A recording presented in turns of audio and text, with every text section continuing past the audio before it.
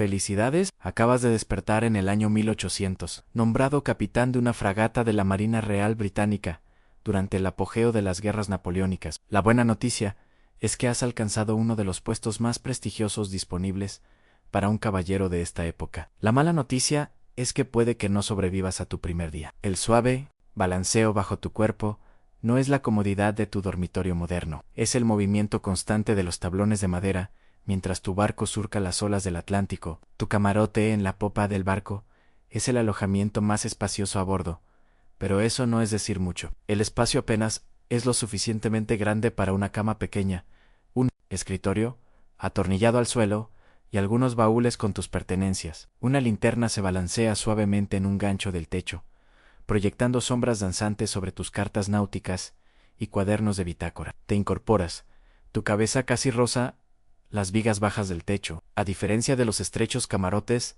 donde tu tripulación duerme en hamacas, colgadas a escasos centímetros. Al menos tienes privacidad. Pero la privacidad en el mar conlleva responsabilidad, una responsabilidad aplastante de vida o muerte para cada alma a bordo. Un suave golpe en tu puerta interrumpe tus pensamientos. Capitán, señor, dice la voz de tu mayor redomo. Son las 5 campanadas de la guardia matutina. El oficial de guardia te envía sus respetos e informa de vientos favorables del suroeste. Murmuras un reconocimiento, aún adaptándote al sistema de cronometraje naval, donde cada día se divide en guardias y el tiempo se cuenta con el repique de las campanas. 5 campanadas de la guardia matutina significan que son las 6:30 a alto M en temprano, pero no para los estándares navales. Muchos miembros de tu tripulación llevan despiertos desde las 4 a alto M. Tu mayo rodemo personal entra con una palangana de agua fresca, un lujo en un barco de madera, donde la mayoría de los hombres pasan semanas sin un buen baño.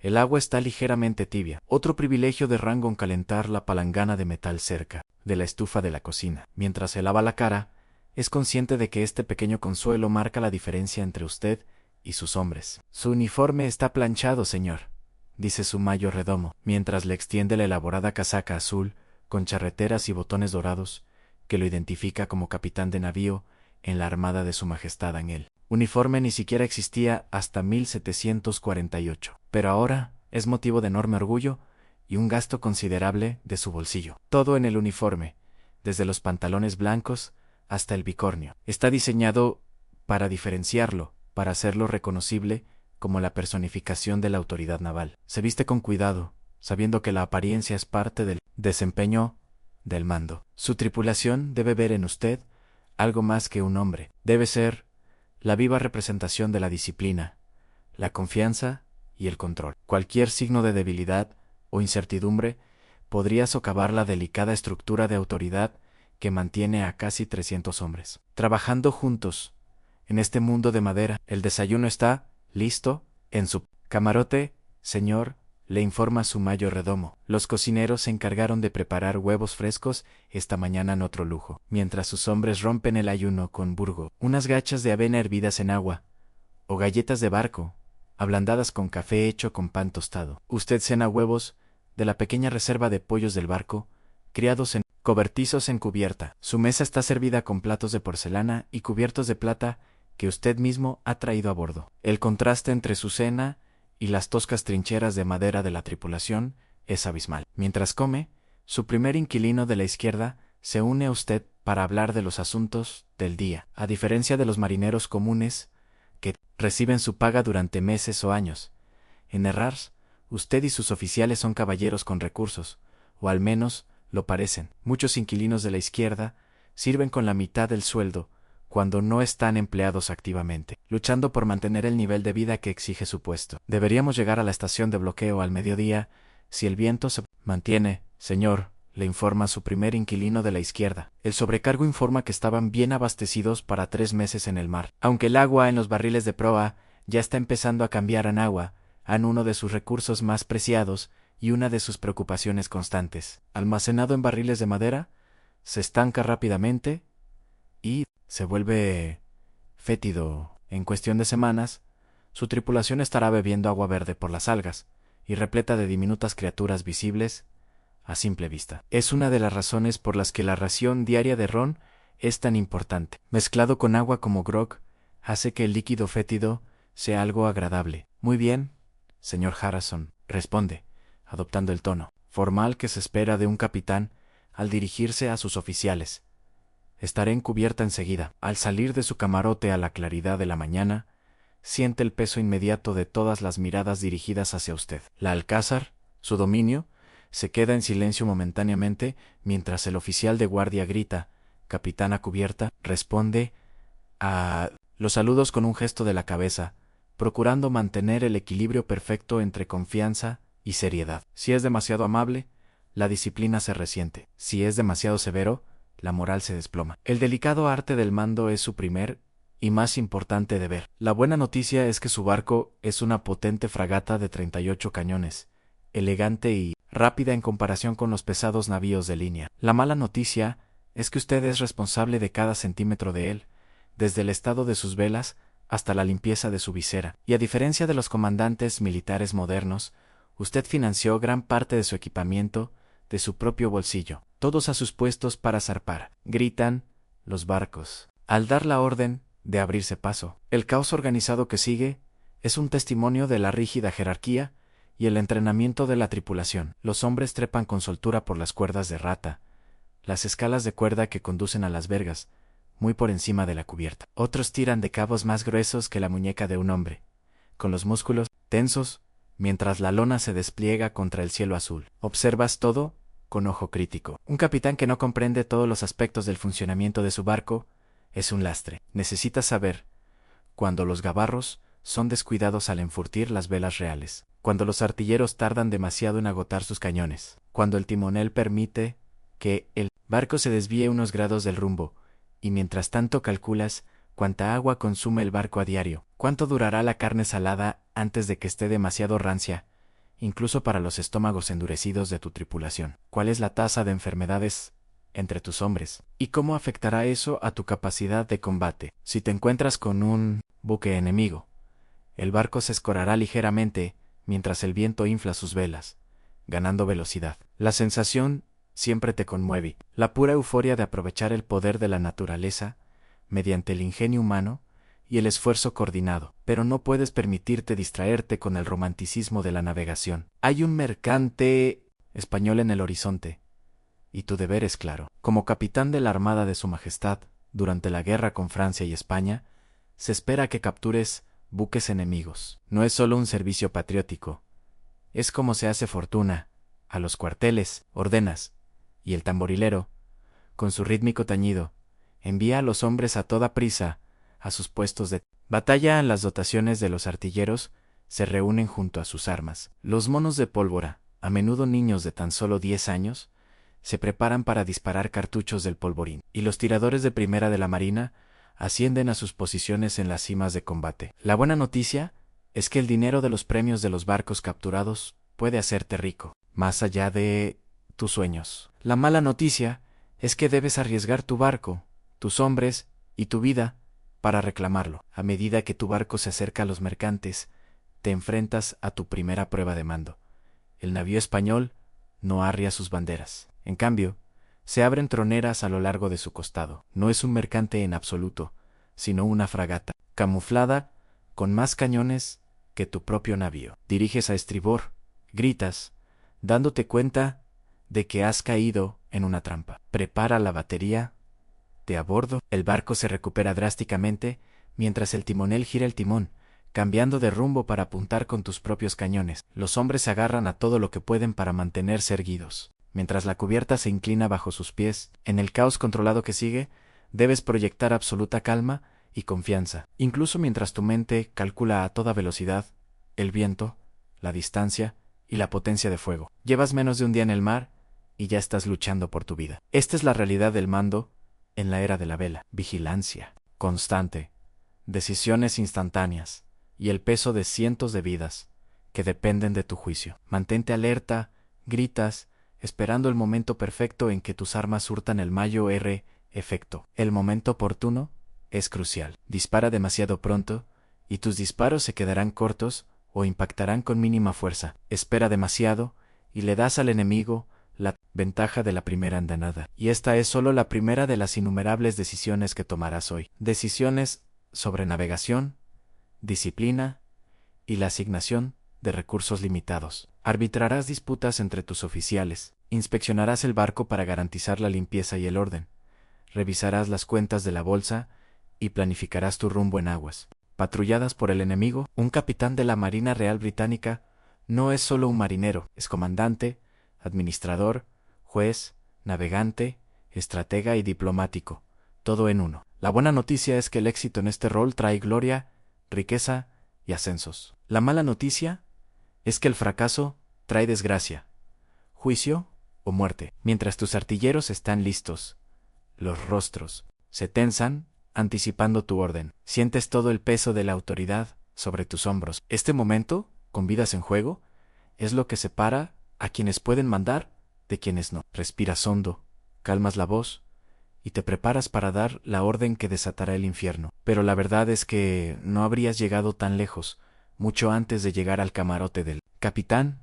El brutal proceso de convertirse en oficial naval habría destrozado a la mayoría de las personas modernas. Comenzando como guardiamarina con tan solo 12 años. Habría soportado años de dura disciplina, condiciones peligrosas y un entrenamiento riguroso. Habrías aprendido a navegar por las estrellas, a identificar docenas de tipos de nudos y velas, a comprender las complejas matemáticas de la artillería y la balística. Habrías desarrollado la capacidad de dormir a ratos, de comer cualquier provisión disponible, por poco apetitosa que fuera, y de mantener tu autoridad incluso estando exhausto o enfermo. Tomemos el extraordinario caso de Thomas Cochrane, un capitán naval escocés, cuyas hazañas durante las guerras napoleónicas se convirtieron en leyenda. En 1800, Cochrane recibió el mando del HMS Speedy, un pequeño balandro con solo 14 cañones pequeños, en lugar de verlo como un insulto o una limitación. Cochrane convirtió su aparentemente insignificante embarcación en una pesadilla para la navegación francesa y española. En una acción particularmente audaz, Cochrane atacó la fragata española Sebec el Gamo, un buque 3 veces más grande que el Speedy, con más de 6 veces su potencia de fuego. En lugar de retirarse de este desajuste, Cochrane empleó un ingenioso engaño, enarbolando la bandera estadounidense para acercarse y desatando un devastador ataque a quemarropa. Antes de abordar con su tripulación, ampliamente superada en número, ¿cómo preparó a sus hombres para este asalto aparentemente suicida? Les ordenó ennegrecerse la cara con hollín para parecer más aterradores. Guerra psicológica en su forma más primitiva. Los españoles, confrontados por estas fronteras de aspecto demoníaco y sumidos en la confusión cuando Cochrane ordenó arriar sus banderas, rindieron un buque que, con toda justicia, debería haber aniquilado al diminuto Speedy. En 13 meses al mando de este pequeño navío, Cochrane capturó o destruyó 53 barcos enemigos, un récord de éxito casi inconcebible que le valió el apodo de la Loup d'Ir, el lobo de mar, del propio Napoleón. Pero la brillantez de Cochrane como comandante naval era equiparable a su incapacidad para navegar en las aguas políticas. Del almirante, tuvo abierta crítica a la corrupción y su naturaleza ferozmente independiente le granjearon poderosos enemigos en la clase dirigente naval. Así que, si bien su genio táctico era innegable, su carrera se vio afectada por su negativa a participar en los juegos políticos necesarios para ascender. Esto también formaba parte de ser capitán en la era de la vela, comprender que el éxito dependía no solo de las habilidades en el mar, sino también de las conexiones y la conducta en tierra. Un capitán sin patrocinadores poderosos en el almirantazgo podía encontrarse sin mando, independientemente de sus habilidades. La realidad cotidiana del mando distaba mucho de la imagen romántica que a menudo tenemos de los veleros. Implicaba una vigilancia constante ante los problemas de disciplina, desde infracciones menores como uniformes desordenados, hasta delitos graves como el robo o la deserción. Como capitán, se esperaba que mantuviera el orden mediante un sistema de castigos que escandalizaría la sensibilidad moderna. La medida disciplinaria más común era la flagelación, que consistía en azotar a un marinero con colas de catina ante la tripulación reunida. Como capitán, se determinaban tanto las ofensas que merecían castigo como el número de latigazos que se debían. Administrar, demasiado indulgente, y la disciplina podría un colapso demasiado brusco. Te arriesgaba a generar resentimiento o incluso un motín. También eras responsable de la salud de tu tripulación en una época anterior a la medicina moderna. El escorbuto causado por la deficiencia de vitamina C era una amenaza constante durante los viajes largos. Capitanes inteligentes como Lord Nelson insistían en proporcionar cítricos y verduras frescas siempre que fuera posible, entendiendo que la salud de sus hombres estaba directamente relacionada con la eficacia combativa de sus barcos. Las condiciones de vida a bordo, incluso en los mejores buques de guerra, eran estrechas e incómodas para los estándares modernos. Tu tripulación dormía en hamacas colgadas tan juntas que se tocaban al estar ocupadas. La privacidad era inexistente para los marineros comunes, que realizaban todas sus funciones corporales a la vista de sus compañeros.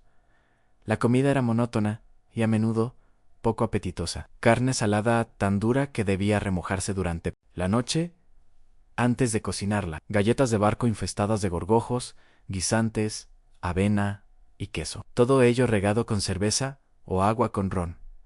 Como capitán, comías mejor. Carne fresca del ganado que se conservaba a bordo. Vinos y licores de sus provisiones personales. Quizás incluso pan recién horneado en su propio horno. Pero estas comodidades tenían un precio un tanto literal, ya que las pagaba usted mismo. Como figurativamente, ya que lo separaban aún más de los hombres a su cargo. Un capitán vivía en un curioso aislamiento, manteniendo la distancia tanto de la tripulación como de los oficiales para preservar la mística del mando. Cenaba solo o con invitados, una práctica que enfatizaba su posición única a bordo. La carga psicológica del mando era quizás la mayor carga que soportaba un capitán. Cada decisión, desde el rumbo hasta la disciplina que debía imponer, podía tener consecuencias de vida o muerte. Un error de navegación podía hacer encallar el barco. Un error de juicio durante la batalla podía llevar a la derrota y la muerte, y a diferencia de los comandantes militares modernos, no tenía radio, ni comunicaciones por satélite, ni forma de consultar con las autoridades superiores. Una vez que su barco zarpaba del puerto, estaba solo, tomando decisiones basadas en órdenes obsoletas y su propia evaluación de las situaciones a medida que se desarrollaban. Esta autonomía era a la vez la mayor libertad y la mayor responsabilidad del mando naval. Lejos de sus aguas territoriales, representaba no solo a la Armada, sino a la propia Gran Bretaña. Tus acciones podían iniciar o prevenir guerras, fortalecer o dañar alianzas, traer fortuna o ruina al comercio de tu nación. No es de extrañar, entonces, que los capitanes navales fueran seleccionados y entrenados con tanto cuidado, y que tantos hombres aspiraran a este exigente rol a pesar de sus dificultades. Mandar el barco de un rey era uno de los pocos caminos hacia la gloria y el ascenso disponibles para hombres sin gran riqueza ni noble cuna. El sol asciende más alto en el cielo mientras tu barco y la fragata española se acercan al alcance de la batalla. El viento infla tus velas, la cubierta vibra con actividad. Y 300 hombres esperan tu orden, para luchar, para huir, o para intentar alguna astuta artimaña que podría cambiar las tornas contra tu oponente más poderoso. Este es el momento de la verdad, el crisol en el que se forjaron los capitanes navales. Algunos se derrumbaron bajo la presión. Otros descubrieron reservas de coraje e inteligencia que nunca supieron que poseían. Los grandes capitanes de la era de la vela, hombres como Nelson, Cochrane y Pellew, parecen prosperar en estos momentos de crisis, con sus mentes funcionando con una claridad prenatural, incluso mientras el cañonazo destrozaba el aire a su alrededor. ¿Estarías a la altura de las circunstancias o flaquearías? ¿Te ganarías el respeto de tu tripulación y el reconocimiento del almirante T, o te unirías a las filas de comandantes fracasados cuyas carreras terminaron en un tribunal militar o en el anonimato? La respuesta honesta es que la mayoría de nosotros, criados en la comodidad, acostumbrados a la comunicación inmediata, ajenos a las brutales realidades de la era de la venta, no duraríamos ni un día como capitán naval en el siglo XIX. Carecemos del conocimiento específico, la resistencia física y la fortaleza psicológica que tal mando requería. Y quizás por eso estas historias nos fascinan. Nos muestran a seres humanos operando al límite de su resistencia y capacidad, tomando decisiones de vida o muerte con información limitada, comandando no mediante la tecnología, sino con carácter y presencia. Mientras los primeros disparos suenan en el agua, los dejamos para que reflexionen sobre cómo se habrían desenvuelto en ese camarote de popa, con ese abrigo azul y charreteras doradas, cargando con la imponente responsabilidad del mando en la era de la vela. ¿Habrían sido recordados como un gallo de lluvia? ¿O como un Nelson? ¿O, como tantos otros, se habrían deshecho ante las inmensas exigencias de los barcos de madera y los hombres de hierro? La andanada de la fragata española retumba sobre el agua, lanzando columnas de espuma blanca al aire, mientras las balas de hierro salpican inofensivamente justo antes de su embarcación. Han obtenido una ventaja momentánea gracias a su rápido cambio de rumbo, pero la batalla apenas comienza. Sus cañones permanecen en silencio, esperando el alcance óptimo. «Listos, muchachos», gritan, y su voz se oye a través del tenso silencio de su barco, alto al fuego, hasta que podamos ver el blanco de sus ojos. A medida que se acorta la distancia, pueden distinguir figuras individuales en la cubierta enemiga. Pueden ver a los artilleros recargando frenéticamente para una segunda descarga. Esta es la realidad del combate naval en la era de la vela. Un juego de maniobras mortal donde la victoria a menudo no recae en el barco con más cañones, sino en el capitán con tácticas y agallas superiores. Dispara a tu antojo. Finalmente, das el mando y tu barco se estremece al rugir los cañones en secuencia. Cada cañón dispara al acercarse al objetivo, en lugar de una sola andanada. La táctica, inusual pero efectiva, pilla desprevenido al capitán español. En lugar de una ráfaga simultánea que podría fallar por completo, tu fuego secuencial cruza el barco, maximizando la probabilidad de infligir daño. La buena noticia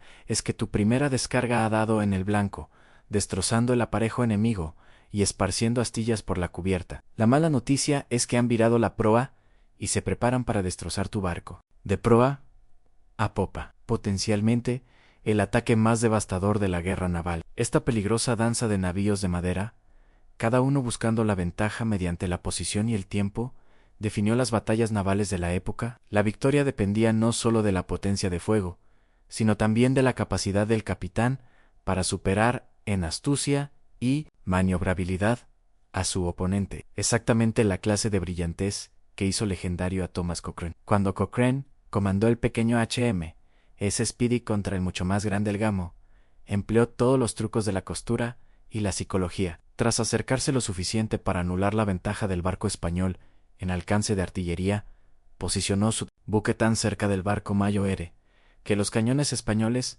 no pudieron deprimir lo suficiente como para impactar el casco del Speedy. Mientras tanto, los cañones de Cochrane estaban elevados para barrer la cubierta española con fuego letal. Pero no fue solo su brillantez táctica lo que distinguió a Cochrane, fue su comprensión del factor humano en la guerra. Cuando sus hombres abordaron el Gamo, se enfrentaron a una tripulación española que los superaba en número casi 6-1. La solución de Cochrane derribó la bandera española, creando entre la tripulación enemiga la impresión de que sus oficiales se habían rendido. La estratagema psicológica funcionó a la perfección, sembrando la confusión entre los españoles y permitiendo que la fuerza de Cochrane, ampliamente superada en número, asegurara el buque. Este pensamiento creativo era esencial para los comandantes navales, especialmente para aquellos con buques más pequeños como el Cochrane. La Marina Real Británica, al límite de sus recursos por los compromisos globales, no siempre podía competir con los barcos enemigos arma por arma. La victoria solía recaer en los capitanes que sabían improvisar, que entendían que la guerra se basaba tanto en la moral y la percepción como en la potencia de fuego. Tu propia situación táctica se vuelve más desesperada a medida que la fragata española logra cruzar tu popa. Sus cañones, ahora posicionados para disparar la temida andanada rastrillante. Te preparas, sabiendo que un solo disparo bien colocado podría recorrer toda la eslora de tu buque, matando potencialmente a docenas de hombres y paralizando tu nave. El estruendo de los disparos resuena en el agua, y tu mundo se convierte en humo, astillas y caos. Los hombres gritan, mientras el hierro desgarra la madera y la carne. Un disparo de munición atraviesa tu galería de popa, inundando tu camarote de escombros. Otro impacta contra una cureña, lanzándola a toda velocidad por la cubierta y aplastando a los marineros bajo su peso informe de daños. Gritas a través del humo que se despeja, con los oídos zumbando por la conmoción de los impactos cercanos. 3 cañones desmontados, en la batería de estribor informes, su primer inquilino, a la izquierda, con el rostro cubierto de humo de pólvora. 12 hombres caídos andaños menores, en el mástil Mayo Ere. Pero resiste. Aún podemos maniobrar, señor. La buena noticia es que su barco ha sobrevivido al intenso fuego sin daños catastróficos. La mala noticia es que aún está en inferioridad de armamento y se enfrenta a un oponente más grande como Cochrane. Necesitará emplear tácticas poco convencionales para cambiar el rumbo. Duro con el señor. Ordena, despliegue la batería de estribor y prepárese para el combate cuerpo a cuerpo. Los infantes de marina, en las cofas de combate, apuntan a sus oficiales. El barco se recupera mientras el timonel gira el timón, acercando su buque a la fragata española a quemarropa. A esta distancia, incluso sus cañones más pequeños pueden atravesar el casco enemigo, y la precisión de sus francotiradores en las plataformas de las cofas de combate, en lo alto de los mástiles, puede sembrar el caos entre el mando enemigo. Esta también era la realidad del combate naval en la era de la vela, brutalmente íntimo. A diferencia de la guerra moderna, librada a través de horizontes, los capitanes del siglo XIX luchaban lo suficientemente cerca como para ver el rostro de sus oponentes y escuchar sus órdenes transmitidas a través del agua. Era una cuestión personal, como pocos conflictos modernos lo son, pues el éxito o el fracaso recaían plenamente sobre los hombros del capitán. Las exigencias físicas del combate solo eran equiparables a la tensión mental del mando. Un capitán no podía simplemente dar órdenes y retirarse a un centro de mando protegido. Uno permanecía expuesto en la cubierta, un blanco visible para los francotiradores enemigos, manteniendo la calma y proyectando confianza incluso mientras la muerte lo acosaba. Muchos capitanes, incluido el propio Nelson, llevaban las cicatrices de esta posición expuesta. Nelson, como es bien sabido, perdió un brazo y un ojo en combates separados antes de caer finalmente bajo la bala de un francotirador francés en Trafalgar. Sin embargo, la tradición y la necesidad práctica exigían que los capitanes permanecieran visibles para sus tripulaciones durante la batalla.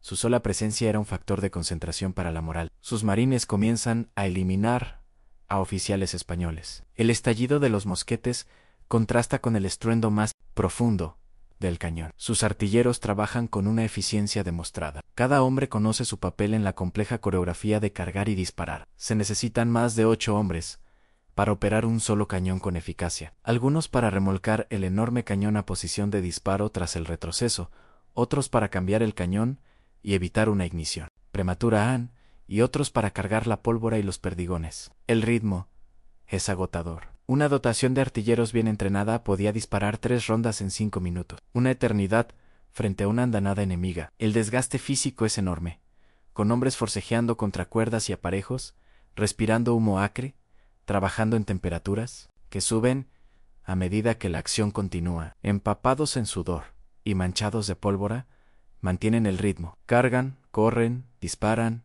recogen, limpian y empiezan de nuevo. Su capitán ha caído, grita un oficial, al ver la confusión en la alcázar española a través del humo que se eleva.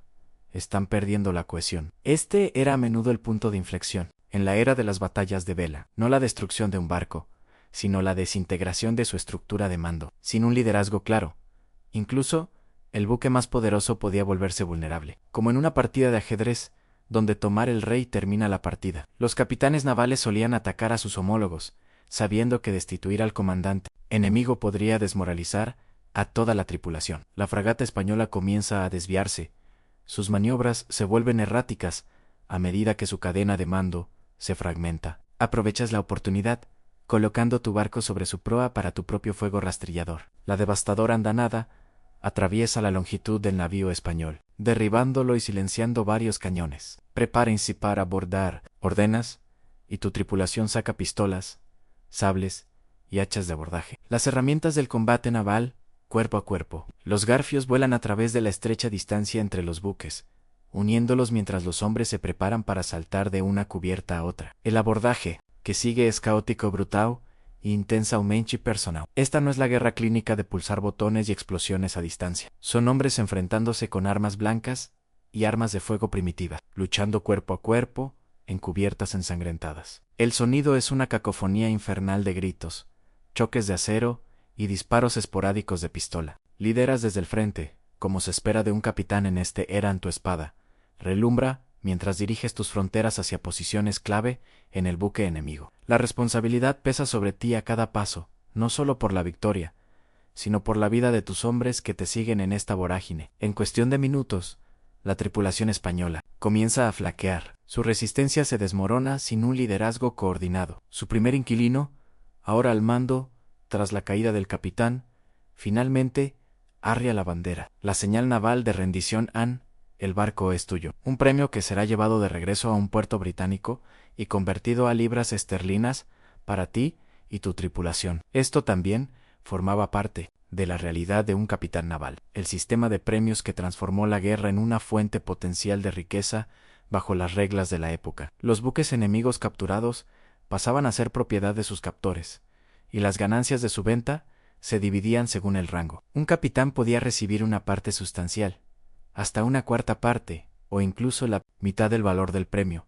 ganando potencialmente más en una sola acción exitosa que en años de salario naval estándar. La buena noticia es que el dinero de los premios podía enriquecer a un capitán exitoso más allá de sus posibilidades habituales. La mala noticia es que el sistema fomentaba la toma de riesgos que a veces rayaban en la imprudencia, ya que los capitanes buscaban capturas que les llenaran las arcas y que además impulsaran la causa de su nación. El propio Cochrane se hizo famoso no solo por su brillantez táctica, sino también por su éxito como cazador de presas durante su mando en el HMS Speedy. Las capturas del pequeño navío se valoraron en más de $75.0, una suma asombrosa, equivalente a millones en la moneda actual. Esta riqueza, combinada con su noble origen, como hijo del conde de Dundalk, debería haber asegurado el lugar de Cochrane en la sociedad naval. Sin embargo, la historia de Cochrane ilustra otra realidad del mando naval en el siglo XIX,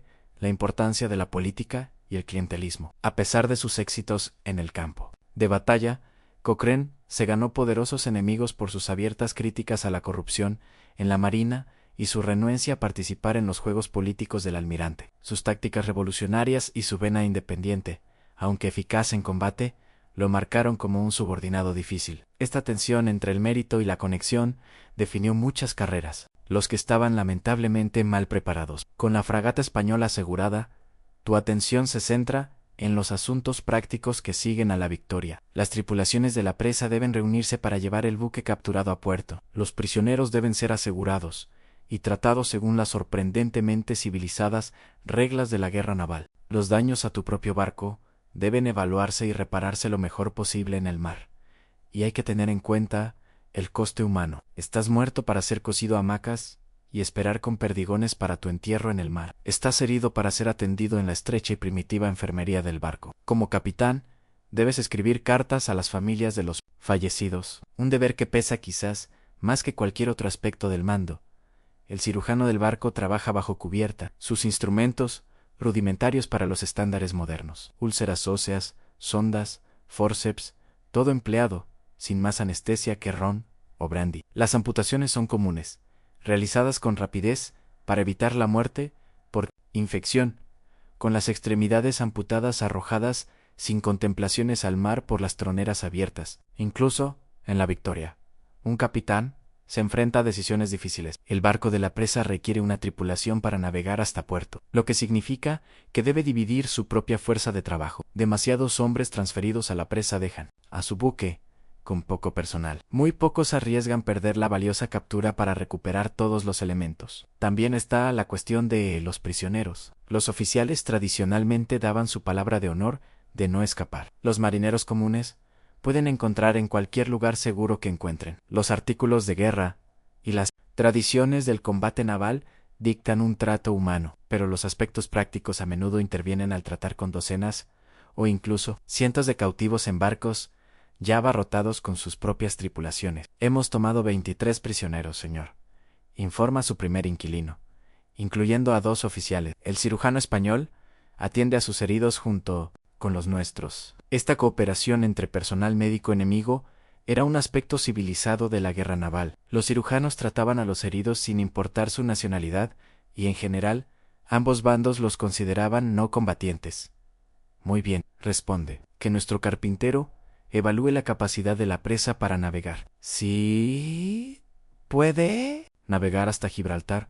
Asignaré al teniente Morry y a 20 hombres para que la traigan. Esta decisión, dividir la tripulación, conlleva un riesgo significativo. Su propio barco estará sin tripulación, potencialmente vulnerable si se encuentra con otro buque enemigo. Pero el dinero del premio de una fragata podría marcar la diferencia entre una vida de servicio naval modesto y una de independencia financiera, tanto para usted como para sus hombres. Más allá de las preocupaciones tácticas inmediatas, se enfrenta a la cuestión estratégica de su próximo movimiento. Las órdenes del almirante T, entregadas antes de zarpar del puerto hace semanas, le indicaban que debía interrumpir la navegación enemiga en la costa española con una victoria significativa. ¿Continúa su patrulla o escolta su valiosa presa a un lugar seguro? A diferencia de los comandantes modernos, con comunicación instantánea con el cuartel general, debes tomar esta decisión en solitario, sopesando el interés nacional frente al bienestar de tu tripulación y la seguridad de tu captura. Esta autonomía, la famosa discreción del capitán, era a la vez una carga y una libertad para los oficiales navales de la época. La propia carrera de Cochrane demostró la doble filo de esta independencia. Su interpretación agresiva de las órdenes condujo a éxitos espectaculares que favorecieron los intereses británicos, pero también contribuyó a sus conflictos con oficiales superiores que preferían enfoques más cautelosos. Es cuando su eliminación, cuando posteriormente sirvió a Chile y Brasil en sus luchas por la independencia, se vio acompañada por una disposición a tomar iniciativas estratégicas que a veces excedían su autoridad formal. Al atardecer, bañando las secuelas de la batalla con una luz dorada, tomas tu decisión. El premio será zarpar hacia Gibraltar con una tripulación mínima, mientras tu propio barco continúa su misión a lo largo de la costa. Es un riesgo calculado, pero acorde con el espíritu audaz de la Marina Real de aquella época. La noche trae consigo una tradición observada en toda la flota, el servicio de la ración diaria de ron. Cada marinero recibe su tótem diluido con agua para crear grog. El ritual se remonta a 1655 y continuaría hasta 1970, una constante a lo largo de siglos de evolución naval. Para muchos marineros, este momento, marcado por la llamada del barquero y el grito de ánimo, era el momento culminante del día, un breve respiro de la monotonía y las penurias de la vida naval. Como capitán, no forma parte de este ritual comunitario. Tiene su propio suministro de licores en su camarote, otra señal de la separación entre usted y su tripulación. Esta separación se extendía a casi todos los aspectos de la vida a bordo, mientras sus hombres comían en mesas de comedor. A menudo sentados en la propia cubierta, usted cenaba en una mesa formal en su camarote, servida por su mayor Rodemo, en vajilla de porcelana, en lugar de en trinches de madera. Su comida, aunque basada en las mismas provisiones navales, se complementaba con provisiones privadas en vinos, conservas, quizás incluso pan fresco horneado en su propio horno pequeño. Incluso, su relación con el tiempo era diferente a la de sus tripulaciones. Los marineros comunes estructuraban sus días en torno a las guardias, periodos de servicio de 4 horas seguidos de 4 horas de descanso, un sistema que impedía un horario de sueño constante. Como capitán, no hacías guardias regulares. En cambio, permanecías de guardia a toda hora, pero podías descansar cuando las circunstancias lo permitían. Esa noche, en tu camarote, revisando informes y planificando las operaciones del día siguiente, a la luz de una linterna oscilante, encarnabas el curioso aislamiento del mando. Aunque rodeado de cientos de hombres en un mundo de madera que apenas se extiende 100 yardas de proa a popa, estás fundamentalmente solo con tus decisiones y sus consecuencias. Esta soledad era quizás el aspecto más desafiante del mando para muchos capitanes navales. Incluso las relaciones con los oficiales estaban necesariamente limitadas por las exigencias de la disciplina y la necesidad de mantener la mística de la autoridad. El capitán que se familiarizaba demasiado con sus inquilinos de la izquierda corría el riesgo de socavar la misma jerarquía que mantenía el barco en funcionamiento. Algunos capitanes se compensaba con mascotas, gatos, para controlar la población de ratas del barco, o perros, como compañía. Otros desarrollaban hábitos o intereses excéntricos para llenar las horas de soledad. Nelson era conocido por sus detallados diarios y correspondencia. Otros se convertían en naturalistas, artistas o escritores aficionados durante largos viajes. El propio Cochrane destacaba por sus intereses técnicos, experimentando constantemente con innovaciones en la guerra naval. Fue uno de los primeros en defender el uso de cohetes y armas químicas, lo que él llamaba buques fétidos,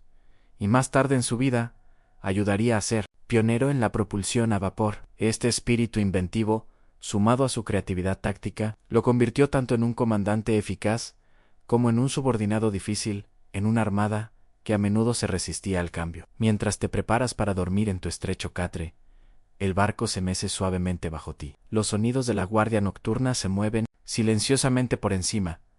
El mañana trae nuevos desafíos. Navegar por costas desconocidas, gestionar suministros menguantes, mantener la disciplina entre hombres que acaban de saborear la victoria y la promesa de un premio en metálico. La buena noticia es que has demostrado tu capacidad de mando bajo fuego enemigo, obteniendo una victoria significativa contra una fuerza superior. La mala noticia es que las exigencias de liderazgo nunca cesan. Cada día trae nuevas decisiones, nuevos riesgos y el peso constante de la responsabilidad por las vidas y la misión. Esta era la realidad del mando naval en la era de las ventas, una curiosa mezcla de autoridad absoluta y responsabilidad aplastante, de gloria potencial y peligro constante. Requería una combinación única de habilidad técnica, coraje físico y resiliencia psicológica que pocos poseían en su plenitud. Capitanes como Thomas Cochrane se convirtieron en leyendas no solo por sus victorias, sino por encarnar esta rara combinación de cualidades. Cuando Cochrane tomó el HMS Speedy contra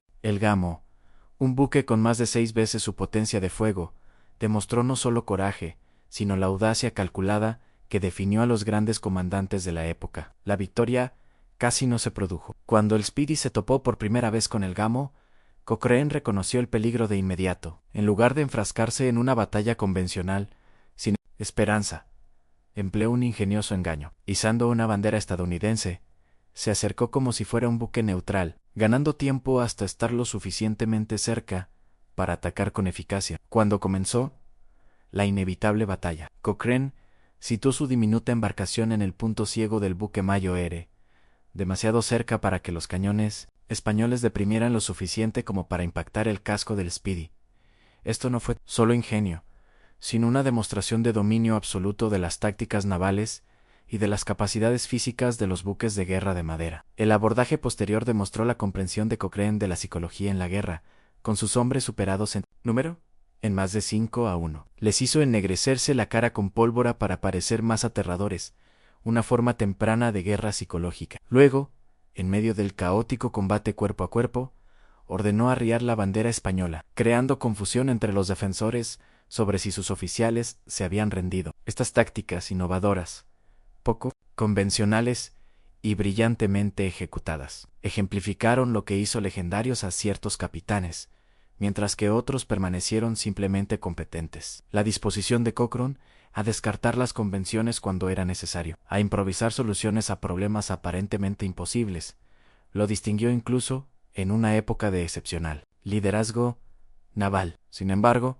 su historia también ilustra los límites de la brillantez sin perspicacia política. A pesar de sus éxitos en el campo de batalla, la carrera de Cochrane en la Marina Real Británica se vio repetidamente obstaculizada por conflictos con la autoridad. Su abierta crítica a la corrupción, su negativa a seguir órdenes que consideraba insensatas, y su espíritu independiente le granjearon enemigos en una institución que valoraba la conformidad junto con la competencia. Esta tensión entre la necesidad de iniciativa en combate y la obediencia en la cadena de mando definió muchas carreras navales. Se esperaba que el capitán ideal mostrara audacia e independencia al enfrentarse al enemigo, pero a la vez una sumisión perfecta a las órdenes, a menudo anticuadas o poco prácticas de sus superiores a cientos de kilómetros de distancia. El amanecer amanece con el grito de asadón desde el tope del mástil, despertándote de un sueño intranquilo. Apenas has descansado 4 horas, pero las exigencias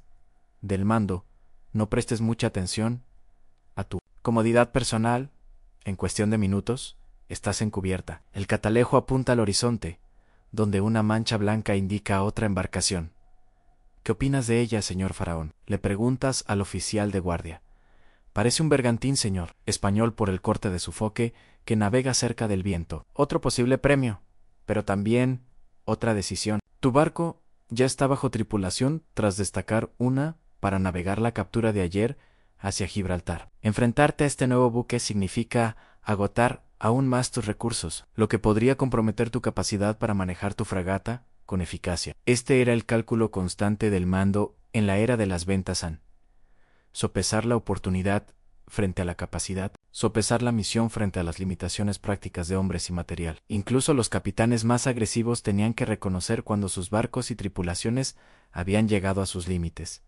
La seguiremos por ahora, tú decides. Si se dirige a un puerto español, la interceptaremos. De lo contrario, que piense que no la hemos visto. La paciencia estratégica era tan importante como la agresividad táctica para los capitanes exitosos. El propio Couronne era conocido por su minuciosa observación antes de atacar con una sorpresa abrumadora, utilizando el engaño y la distracción para crear oportunidades. Su barco se establece en modo persecución, manteniendo la distancia mientras mantiene al bergantín español a la vista. Bajo cubierta, el ritmo de la vida naval continúa. Los turnos de guardia cambian, se sirven las comidas, y el interminable trabajo de mantener un buque de madera en el mar ocupa todas las manos disponibles. La operación de un buque de guerra en la era de la vela requería atención constante, a diferencia de los buques modernos, con sus sistemas mecánicos y controles automatizados.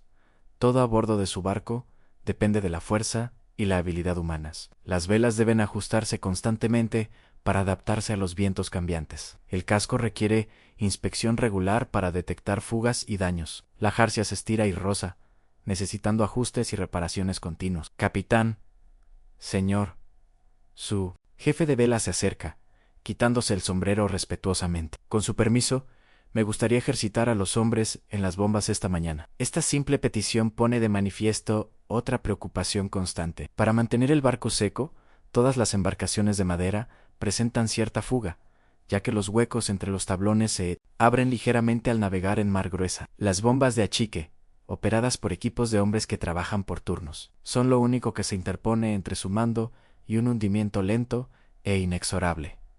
Muy bien, señor Stevens.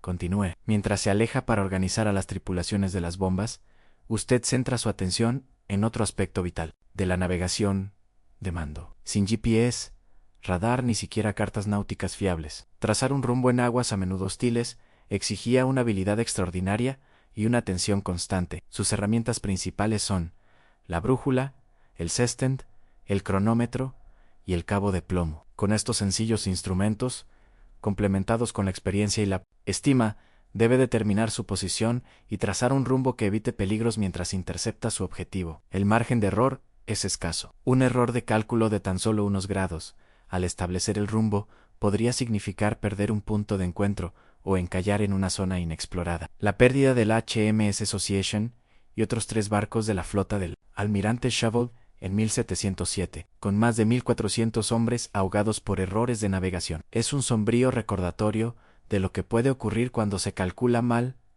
la posición de un buque. Cochrane dominó este desafío náutico con excepcional maestría. Su habilidad para maniobrar con precisión en aguas desconocidas y peligrosas le proporcionó ventajas, tácticas que otros capitanes no pudieron igualar. Al mando del HMS Pallas, frente a la costa francesa, en 1806, utilizó repetidamente su conocimiento superior de las aguas locales para emboscar a los buques franceses en su propio territorio, capturando múltiples barcos en audaces incursiones por el estuario de Gironda. Al mediodía, el tiempo está cambiando. Nubarrones se arremolinan en el horizonte y el mar adquiere ese tono grisáceo que los marineros experimentados reconocen como una advertencia. Se avecina una tormenta. Otra prueba para sus capacidades como comandante en señor Harrison. Se avecina mal tiempo. Informe a su primer inquilino de la izquierda. Asegurar todo para mar gruesa y mantener la guardia preparada para arriar la capa superficial. Las tormentas presentaban múltiples amenazas para los veleros. No solo los peligros obvios de olas altas y vientos fuertes, sino también el riesgo de abordaje, con visibilidad reducida. La tensión en los mástiles y aparejos podría provocar fallos catastróficos. Y el reto de mantener el rumbo, cuando los puntos de referencia y la navegación astronómica se vuelven imposibles. Como capitán, sus decisiones ante el mal tiempo que se aproxima podrían marcar la diferencia entre capear la tormenta con seguridad o perder su embarcación. Si lleva demasiada vela, corre el riesgo de que los mástiles se partan como ramas por ráfagas repentinas. Si reduce demasiado la vela, podría perder maniobrabilidad justo cuando más la necesita. La buena noticia es que su entrenamiento y experiencia lo han preparado para estos desafíos. La mala noticia es que la naturaleza sigue siendo impredecible e implacable con los errores. El bergantín español está alterando el rumbo, señor, informa su oficial de guardia. Parece estar buscando refugio en esa bahía más adelante. Esto presenta tanto oportunidades como riesgos. Seguir al bergantín a una bahía desconocida podría permitirle capturarlo mientras busca refugio de la tormenta. Sin embargo, adentrarse en aguas desconocidas con un vendaval acercándose podría fácilmente provocar que su barco se estrelle contra rocas o... Bagiosen, señor Stevens. ¿Qué opina de esa bahía? Pregúntele a su capitán. El oficial responsable de la navegación, inexplorada en detalle, señor. Responde con cautela. Las cartas generales la muestran relativamente abierta, pero podría haber peligros ocultos. Con el viento cambiando, podríamos encontrarnos atrapados si nos adentramos demasiado. Otra decisión con información incompleta. La realidad cotidiana del mando en la era de la vela. Los capitanes modernos tienen radar para detectar obstáculos, sondas para advertir de aguas profundas y motores para alejar sus barcos del peligro. Solo cuenta con su criterio y el viento. La seguiremos, pero manteniéndonos alejados de la costa, a usted decide. Que los guías en las cadenas tomen sondas continuamente. Los guías, marineros encargados de medir la profundidad lanzando cabos lastrados con indicadores de profundidad, se convierten en sus ojos bajo las olas, anunciando las profundidades a medida que su barco entra en la bahía. Sus voces expertas se elevan por encima del viento creciente en la marca. 5. Indicando 5 brazas. 9 metros de agua bajo la quilla. El bergantín español que va adelante claramente lucha contra el deterioro de las condiciones. Su tripulación se esfuerza por reducir las velas a medida que el viento arrecia. Su propio barco, mejor gobernado y con una tripulación más experimentada, mantiene el control con mayor eficacia, acortando la distancia entre ustedes. Este fue otro elemento que distinguía a los grandes capitanes de los simplemente competentes: la capacidad de operar eficazmente en condiciones adversas. La victoria de Nelson en Copenhague se debió en parte a su disposición a navegar por aguas poco profundas y peligrosas que los daneses creían que protegerían su flota. Cochrane aprovechó repetidamente el mal tiempo, atacando cuando los enemigos menos lo esperaban. A medida que su barco se acerca al buque español, ahora claramente visible a través de la lluvia torrencial, se observa confusión en su cubierta. Su capitán, menos experimentado o simplemente abrumado por la combinación de mal tiempo y persecución, ha dejado que su barco se desvíe peligrosamente cerca de la costa de Leeward, la dirección hacia la que sopla el viento. Está en la bahía, señor. Observa con gravedad su primer inquilino a la izquierda. Si su capitán no arrió pronto, estará en peligro. Quedarse atrapado era una situación aterradora para cualquier velero, atrapado entre una tormenta inminente y una costa acorralada, con pocas opciones de escape. El capitán español del Briggs se enfrentaba ahora a una decisión imposible: arriesgarse a zozobrar, virando directamente contra el viento para escapar de la bahía, o continuar su rumbo y casi con toda seguridad ser encallado, incluso mientras observaba, planeando la mejor manera de capturar el buque.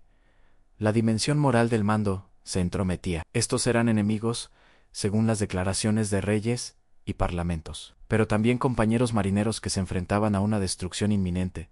Les ordenaba que se rindieran. Si arriaban la bandera, podíamos intentar ayudarlos antes de que se perdieran. Esta combinación de objetivo militar y consideración humanitaria caracterizaba a los mejores oficiales navales de la época. Si bien su deber principal era derrotar a los enemigos, existía un código tácito entre los marineros: el reconocimiento de que todos los que navegaban se enfrentaban a peligros comunes que trascendían las enemistades nacionales. El propio Cochrane demostró esta doble naturaleza a lo largo de su carrera. Feroz en combate, demostró sin embargo una notable preocupación tanto por sus hombres como por los enemigos derrotados. Tras capturar al español Zebek el Gamo en su famosa acción a bordo del HMS Speedy, se valió de muchos de los marineros españoles capturados en lugar de confinarlos en la estrecha bodega de su diminuta embarcación. Un acto de pragmatismo y humanidad. Las banderas de señales se alzan en su mástil, visibles incluso a través de la lluvia cada vez más intensa. Una exigencia de rendición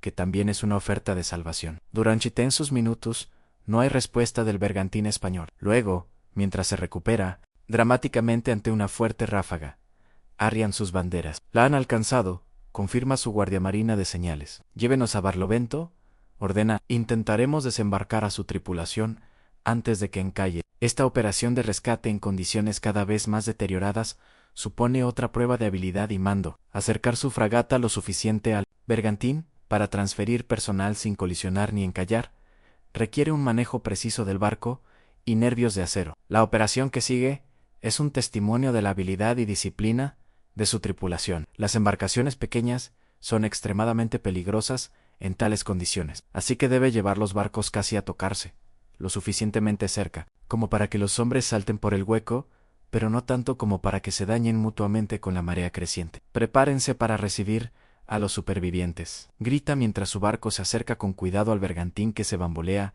Señor Mori, encárguese del traslado.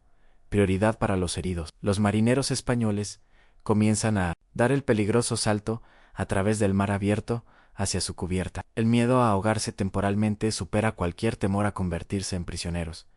Su capitán es el último. La tradición exige que permanezca hasta que sus hombres estén a salvo. Al subir a su alcázar, empapado y abatido, ofrece su espada en señal de rendición formal. Este ritual, observado incluso en medio de una tormenta aullante, habla de la curiosa mezcla de civilización y brutalidad que caracterizó la guerra naval en la era de la vela. Su barco está perdido, señor, pero sus hombres están a salvo, le dice en un español vacilante, negándose a tomar su espada. Un gesto de respeto hacia un oponente que se ha rendido. Honorablemente, el capitán español asiente con gravedad, mirando hacia atrás, hacia donde su barco se desliza visiblemente hacia la costa rocosa. En cuestión de una hora, el bergantín toca tierra con un crujido espantoso, audible, incluso por encima de la tormenta. Las olas comienzan a romperlo rápidamente, un duro recordatorio de la rapidez con la que un navío orgulloso puede quedar reducido a astillas. Con casi 60 prisioneros españoles a bordo,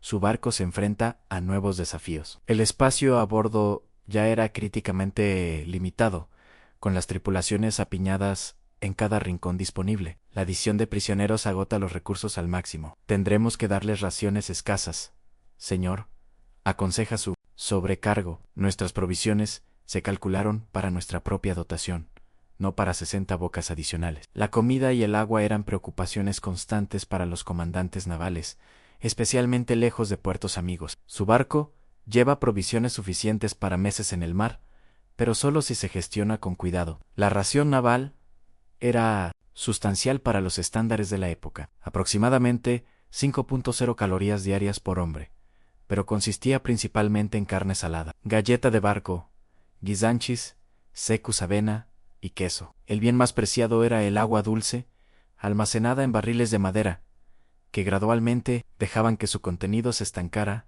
y adquiriera un sabor repugnante.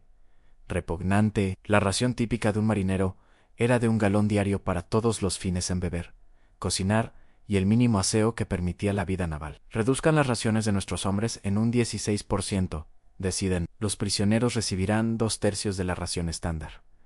Eso debería llevarnos a Gibraltar. Esta decisión, como la de tantos, al mando, equilibra las obligaciones concurrentes con su propia tripulación, con sus prisioneros bajo las costumbres de la guerra y con su misión. Si son demasiado generosos con los marineros españoles, corren el riesgo de debilitar a sus propios hombres o de extender sus tripulaciones más allá de los límites sostenibles. Si son demasiado severos, violan tanto los principios humanitarios como los estándares profesionales del servicio naval. Cochrane enfrentó dilemas similares a lo largo de su carrera, en particular durante su servicio en Sudamérica, donde la logística a menudo se veía sometida a una presión excesiva. Su solución generalmente combinaba pragmatismo con principios.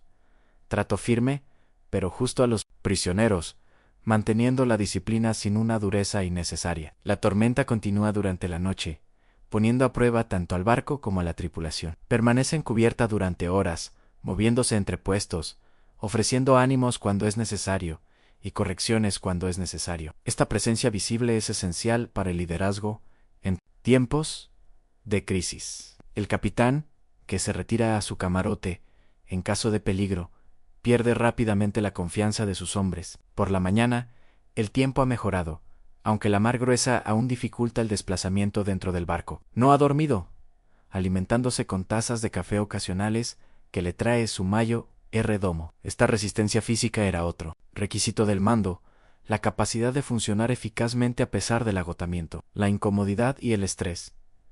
Señor Harrison, diríjase al primer inquilino de la izquierda al amanecer. Voy a descansar 1 hora. Mantenga el rumbo hacia Gibraltar y llámeme inmediatamente si algo cambia. Ay, sir.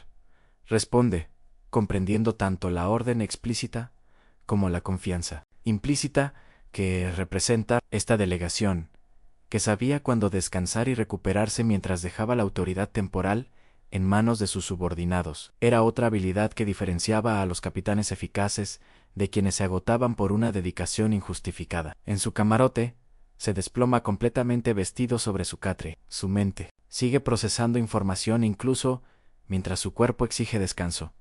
El sueño llega al instante, pero ligero. Parte de su conciencia permanece alerta ante la llamada que pudiera indicar un nuevo peligro u oportunidad. Esta era la realidad del mando en la era de la navegación. No solo los dramáticos momentos de batalla y crisis, sino la constante y agobiante responsabilidad que no permitía un verdadero descanso. Incluso dormido, un capitán seguía siendo responsable de su barco y de todos a bordo. Su hora de descanso termina con un suave golpe en la puerta. Su mayo redomo, no la llamada urgente que indicaría una emergencia. Se levanta, se lava la cara con agua de lavabo y se alisa el uniforme antes de volver a cubierta. Todo en calma, señor, informa su primer inquilino a la izquierda. Los vientos cambian al suroeste, la mar se modera. Deberíamos avanzar a buen ritmo hacia Gibraltar.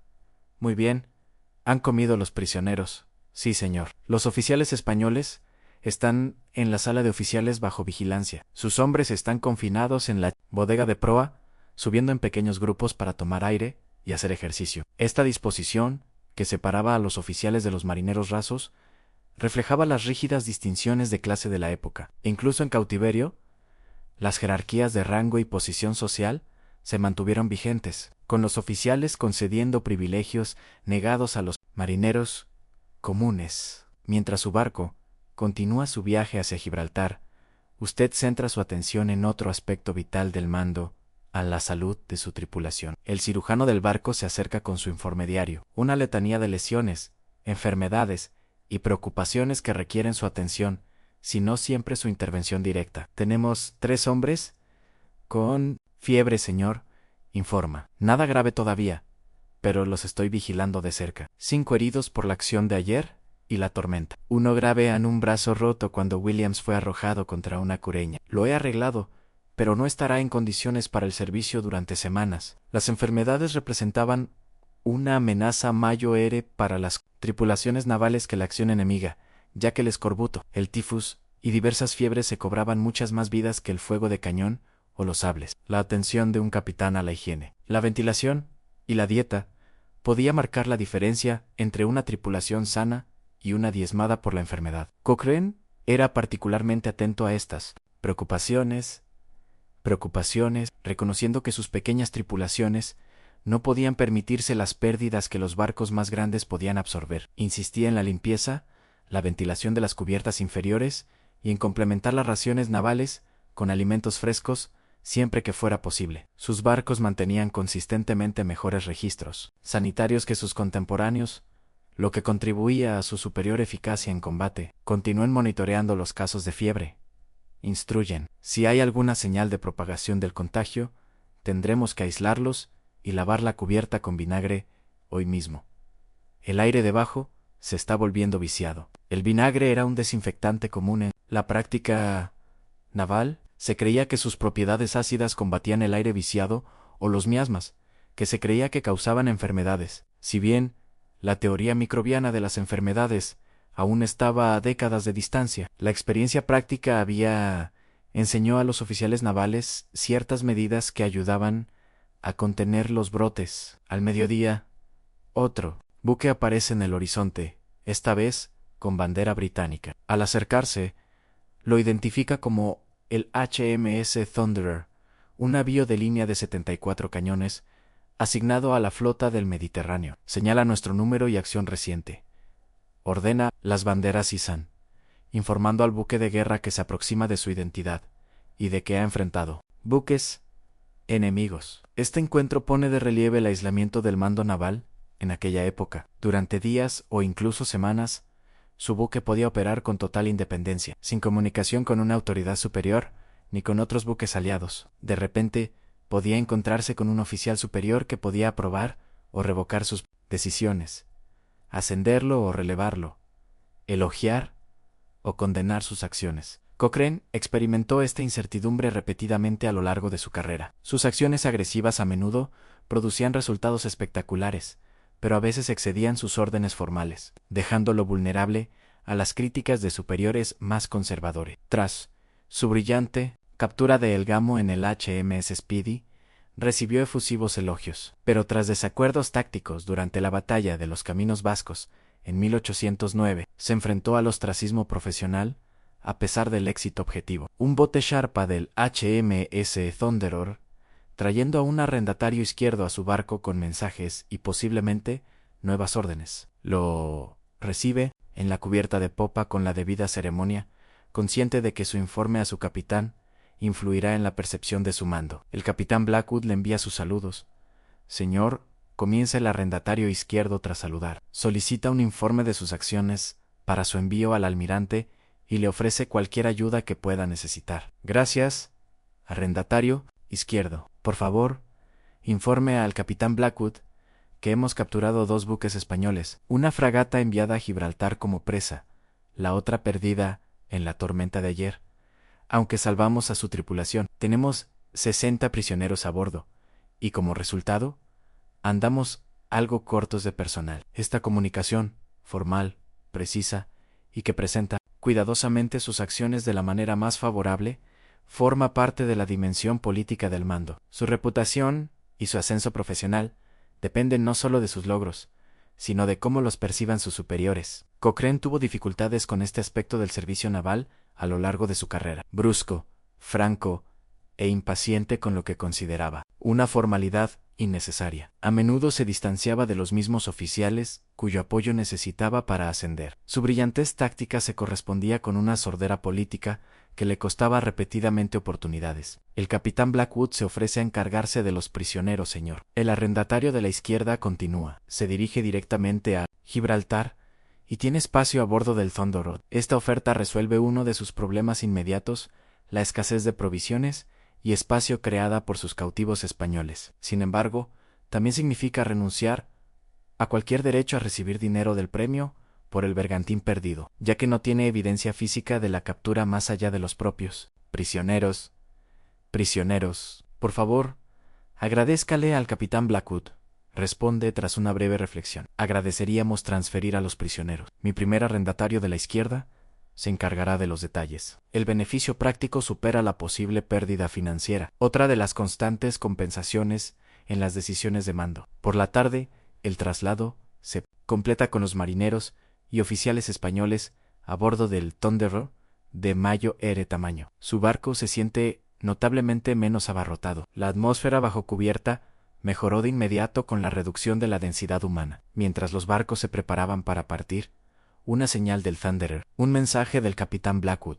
Bien hecho. El almirante T se enterará de su éxito. Este simple reconocimiento tiene un peso significativo. En el jerárquico mundo del mando naval, tal reconocimiento por parte de un oficial superior podía influir en todo, desde las decisiones del tribunal de presas hasta futuros nombramientos. El capitán que se ganaba el respeto de sus compañeros y superiores tenía muchas más posibilidades de conseguir puestos de mando deseables que uno que triunfaba de forma aislada. Para Cochrane, ese respeto profesional a menudo entraba en conflicto con su tensa relación con la autoridad. Sus compañeros capitanes y almirantes reconocían sus extraordinarias habilidades, a la vez que lo consideraban personalmente difícil. El almirante Collingwood, sucesor de Nelson como comandante de la flota mediterránea, escribió sobre Cochrane: su iniciativa, su intrepidez y su buen juicio lo distinguen como un oficial de primera clase, aunque también destaca su desafortunada actitud, que creaba conflictos innecesarios. Con el HMS Thunderer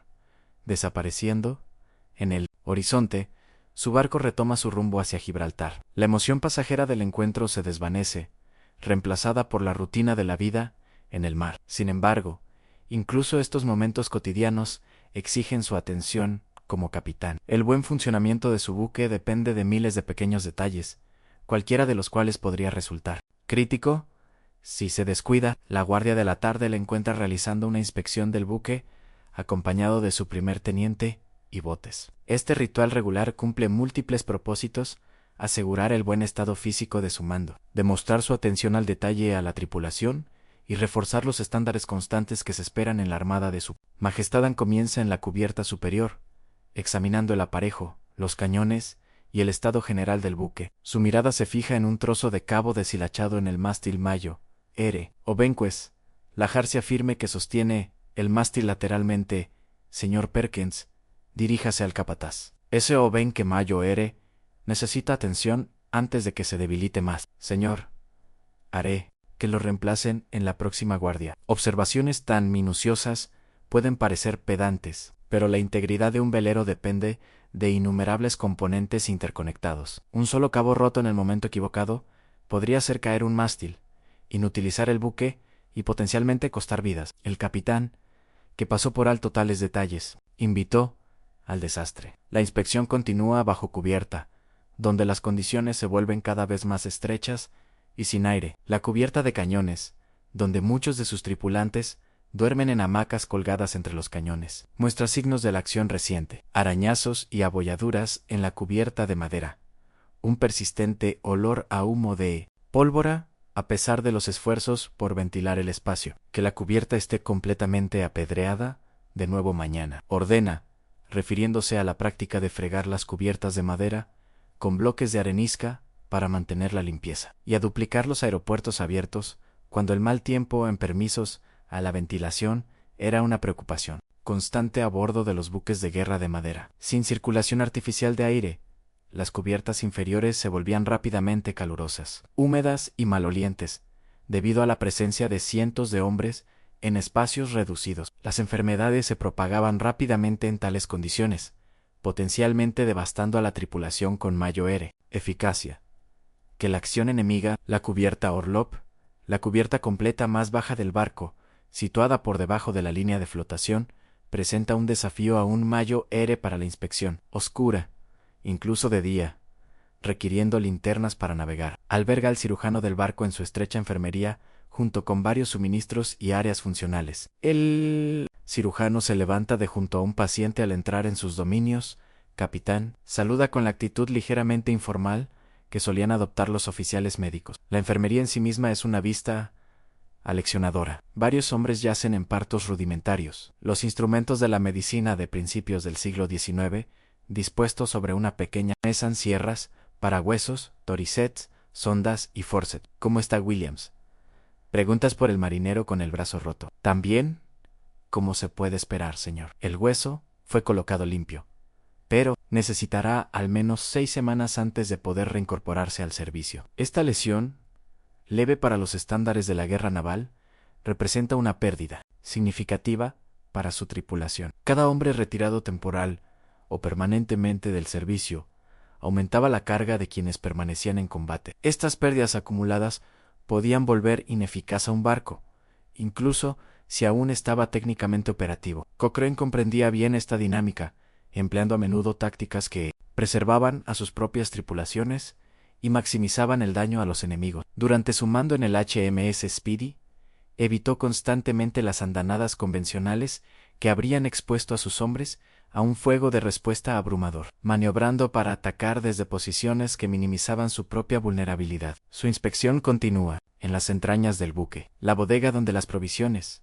los barriles de agua y el lastre ocupan los espacios más bajos del barco. Aquí, el aire es notablemente más oscuro, con el olor a agua estancada, la mezcla que inevitablemente se acumula en los puntos más bajos de un barco de madera, lo que aumenta la miasma general.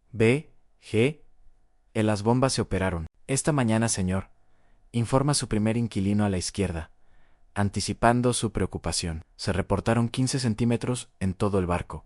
15 centímetros de agua de BGE es aceptable. Una realidad constante en los barcos de madera que tienen fugas en algún grado, en todo momento. El funcionamiento regular de las bombas evita que esta agua se acumule a niveles peligrosos, pero el olor sigue siendo un compañero constante para quienes se aventuran en las profundidades de un barco. Al subir de regreso a la cubierta superior, agradecido por el aire fresco y la luz del sol. Recuerda otro aspecto del mando en la separación física entre el capitán y la tripulación. Mientras que los marineros comunes pasaban la mayor parte de sus vidas en las condiciones de hacinamiento y penumbra de abajo, disfruta de la relativa amplitud y luz del alcázar y su camarote. Esta separación es tanto práctica como simbólica y refuerza la estructura jerárquica de la que dependen las operaciones navales. El día continúa con otro ritual central en la vida a bordo en el Castigo. Un joven marinero fue sorprendido, durmiendo en su puesto durante la guardia de la noche anterior. Una ofensa grave que no puede quedar impune. Como capitán, usted actúa como juez y, en efecto, verdugo, determinando tanto la culpabilidad como la pena correspondiente. Peterson se dirige al marinero nervioso que le presentan en la toldilla. Lo encontraron dormido en su puesto. ¿Mientras estaba de guardia? ¿Niega esta acusación? No, señor. Responde, sabiendo que negarlo solo empeoraría su situación. ¿Comprende la gravedad de esta ofensa? En tiempos de guerra, un hombre dormido en su puesto pone en peligro a todo el barco. Sí, señor Ann. Le ruego me disculpe, señor. No volverá a suceder. Ahora viene la parte difícil del mando. Determinar un castigo lo suficientemente severo como para mantener la disciplina sin quebrantar la moral ni perder a un marinero. Potencialmente valioso por una severidad excesiva. Los artículos de guerra que rigen la disciplina naval técnicamente permiten la ejecución por esta ofensa en tiempos de guerra. Sin embargo, la mayoría de los capitanes reservaban estas medidas extremas para los casos más graves de negligencia, motín o deserción. 6 latigazos. Tras una breve reflexión, dictará que se administrarán ahora. Este es un castigo leve para los estándares de la época. Algunos capitanes podrían ordenar 2 o 3 docenas de latigazos por la misma infracción. Su moderación refleja tanto el historial limpio del marinero como su propia filosofía de mando, que valora la proporcionalidad en la disciplina. El propio Cochrane era conocido por sus prácticas disciplinarias relativamente humanas, al menos para los estándares de su época. Si bien no dudaba en castigar las infracciones genuinas, solía emplear menos castigos físicos y más leves que muchos de sus contemporáneos. Este enfoque contribuyó a la excepcional moral y lealtad de sus tripulaciones, que se desempeñaron notablemente bajo su mando. El breve ritual de castigo sigue fielmente la tradición naval. La tripulación del barco se reúne para presenciar los procedimientos. Un elemento deliberado de justicia naval, que garantiza que el ejemplo cumpla su función disuasoria. El segundo del bosun administra el castigo con un látigo de colas catinas, un látigo de múltiples colas que deja marcas distintivas en sus víctimas. Incluso esta flagelación relativamente suave es difícil de presenciar. La espalda del marinero muestra rápidamente las ruedas rojas del latigazo. Sin embargo, como capitán, no solo debe ordenar dicho castigo, sino también presenciarlo sin molestias visibles. La misma autoridad que te otorga el poder de mandar incluye la obligación de imponer la disciplina por medios que parecen bárbaros para los estándares modernos. Tras el 6º golpe, das la orden, córtenlo. El marinero es liberado y el cirujano del barco le examina brevemente la espalda antes de autorizarlo a volver al servicio. A pesar del dolor físico, el hombre ofrece un rápido gracias, señor, reconociendo lo que ambos saben que es una sentencia indulgente para los estándares contemporáneos. Despacha a los marineros, ordenas, y la tripulación reunida regresa a sus tareas. Todo el procedimiento ha durado menos de 15 minutos, pero su impacto en la disciplina durará mucho más. Esta combinación de castigo formalizado y relativa moderación caracterizó a los comandantes navales más eficaces de la época. A diferencia del estereotipo del capitán Bligh en el imaginario popular, los capitanes más exitosos equilibran la disciplina con la justicia, entendiendo que las tripulaciones se desempeñan mejor cuando respetan, en lugar de simplemente temer en sus comandantes. Al caer la tarde, su barco ha avanzado a buen ritmo hacia Gibraltar. Los vientos favorables permiten una velocidad de casi 8 nudos. La rutina de la vida naval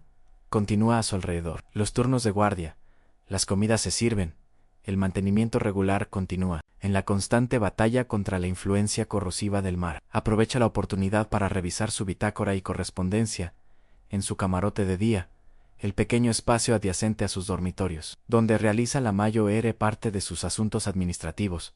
El papeleo del mando es considerable. Los registros deben mantenerse meticulosamente.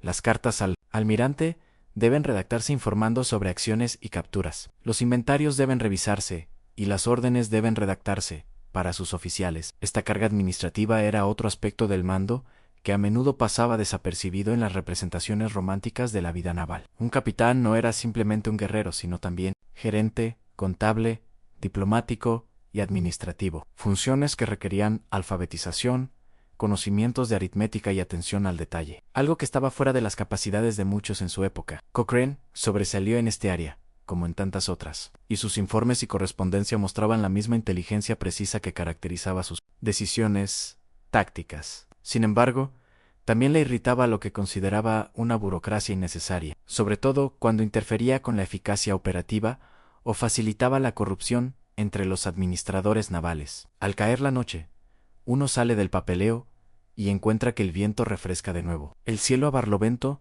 muestra señales de la llegada de otro sistema meteorológico. Las condiciones, notoriamente cambiantes, del Mediterráneo exigen una vigilancia constante, especialmente al navegar cerca de las costas. Señor Harrison se dirige a su primer inquilino de la izquierda. ¿Arrizará las velas antes del anochecer? No me gusta el aspecto de ese cielo. Yo, señor, daré la orden. Esta medida preventiva, reducir la superficie bélica antes de que las condiciones empeoren, ejemplifica la previsión que se requiere de los capitanes de éxito. Es mejor sacrificar algo de velocidad temporalmente que arriesgarse a dañar las velas o la jarcia, lo que podría comprometer aún más la capacidad del barco. La compleja operación de rizar las velas, reduciendo su superficie efectiva al enrollarlas parcialmente contra sus vergas, comienza de inmediato. Los marineros se afanan en un desván, con una eficiencia experta, balanceándose sobre los cabos de pie, bajo las vergas, mientras recogen la pesada vela y la aseguran con rizos. Desde la toldilla se observa la evolución con atención crítica. Cualquier error en esta maniobra básica, pero esencial, se refleja tanto en los marineros involucrados como en los oficiales que los supervisan. La velocidad y precisión con la que una tripulación maneja las velas es quizás el indicador más visible de un buque bien comandado. Con el barco asegurado para la noche y la guardia vespertina lista, se reúne con sus oficiales para cenar en la sala de oficiales, una de las raras ocasiones en las que socializa con sus subordinados. Esta tradicional invitación de los oficiales a su capitán ayuda a mantener el delicado equilibrio entre autoridad y compañerismo necesario para un mando eficaz. La sala de oficiales, el comedor y sala de estar común de los oficiales ofrece un notable contraste con las condiciones en las que comen los marineros comunes, mientras su tripulación cena por turnos en la cubierta de cañones, sentados en la propia cubierta o en cofres marineros con la comida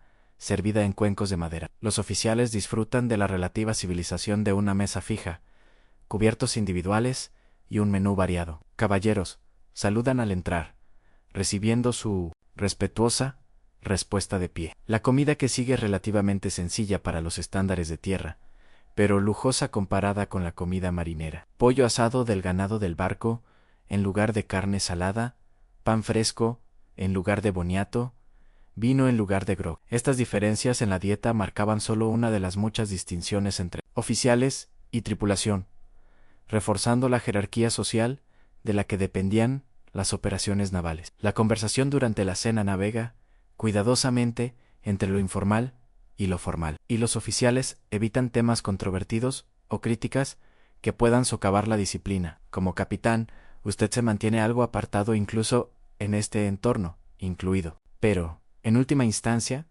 separado en virtud de su autoridad. El propio Cochrane era conocido por mantener una distancia apropiada, a la vez que inspiraba lealtad entre sus oficiales. Él inspiraba respeto gracias a su evidente competencia, en lugar de una formalidad artificial, creando equipos de mando que funcionaban con una cohesión excepcional durante las crisis o el combate. Después de cenar, regresa al alcázar para una última revisión antes de retirarse. La noche ha evolucionado como se esperaba, con vientos más fuertes y chubascos ocasionales que ponen a prueba su decisión de reducir la vela. El oficial de guardia presenta su informe, confirmando que el barco se mantiene en buen estado a pesar del deterioro de las condiciones. Llámame si hay algún cambio significativo. Ordena de lo contrario, mantenga el rumbo hacia Gibraltar. Esta última orden del día conlleva la confianza implícita de que sus oficiales usarán el criterio adecuado para determinar qué constituye un cambio significativo y cuándo perturbar su descanso. Los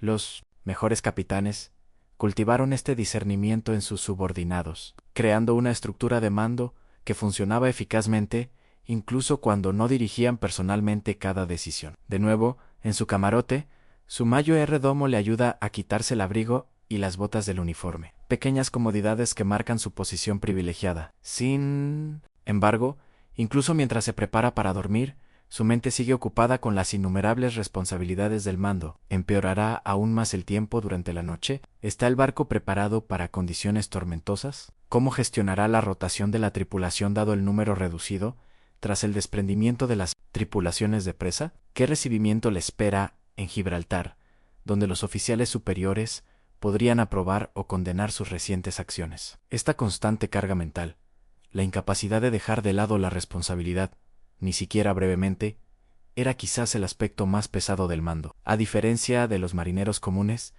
que podían perder la conciencia por completo durante sus horas libres, un capitán permanecía siempre de guardia, con su subconsciente atento a cualquier cambio en el movimiento del barco, o sonido inusual que pudiera indicar problemas en desarrollo. Cochrane describió este estado vívidamente en sus memorias, señalando cómo años de mando lo habían condicionado a despertar al instante ante cualquier alteración en el movimiento de su barco o en el patrón de actividad sobre su camarote. Esta hiperconciencia le fue útil en momentos de crisis, pero le costó la vida a la vigilancia constante, algo que muchos consideraban insostenible durante largas carreras. Al caer en el sueño, el movimiento del barco le recuerda sus circunstancias fundamentales, una embarcación de madera que transporta cientos de almas a través de un entorno impredecible. Su seguridad y éxito dependen, en última instancia, de su buen juicio, el suave crujido de las maderas, la llamada apagada del cambio de guardia, el sonido distante de las olas contra el casco. Todo esto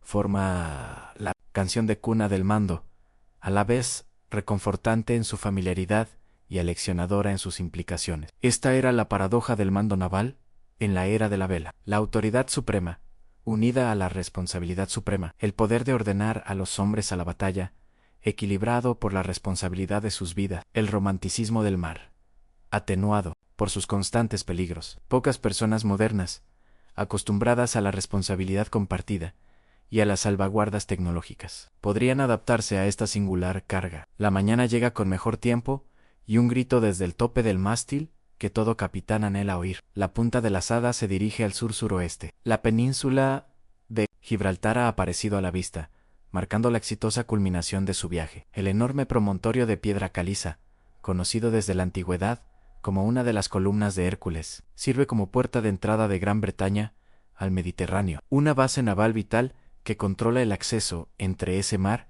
y el océano Atlántico. A medida que tu barco se acerca, las banderas de señales se alzan desde la fortaleza en la cima del peñón, indicando la aproximación de tu embarcación y dirigiéndolos a tu fondeadero. El puerto, bajo tierra, bulle de actividad marítima en buques de guerra con la bandera blanca de la Royal Navy, buques mercantes de diversas naciones, y las embarcaciones más pequeñas que prestan servicio en este concurrido puerto. Entrar al puerto requiere un manejo cuidadoso del barco y una navegación precisa. Las estrechas aguas que rodean Gibraltar, con sus corrientes cambiantes y su limitado espacio de maniobra, han cobrado la vida de muchos barcos, cuyos capitanes carecían de la habilidad o la atención necesarias. Tú tomas la iniciativa, personalmente, dando órdenes detalladas para el manejo de las velas mientras tu barco se dirige hacia el fondeadero designado. Organizas los rumbos, ordenas desde el más bajo hasta el más grande, velas a izar en listos para fondear. El complejo proceso de fondear un velero con seguridad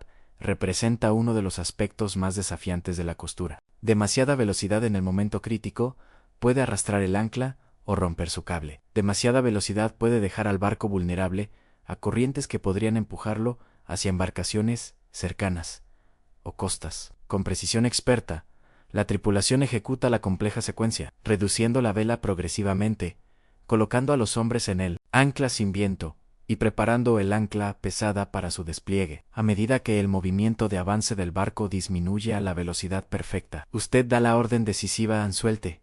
El ancla se hunde en las aguas del puerto con un chapoteo enorme. Su cable sale por el agujero del caballo con un estruendo atronador que vibra por todo el barco. El barco continúa avanzando brevemente gracias al impulso, estirando el cable hasta que el ancla se engancha en el fondo marino. El barco se estremece ligeramente y luego se asienta en su nueva posición estacionaria.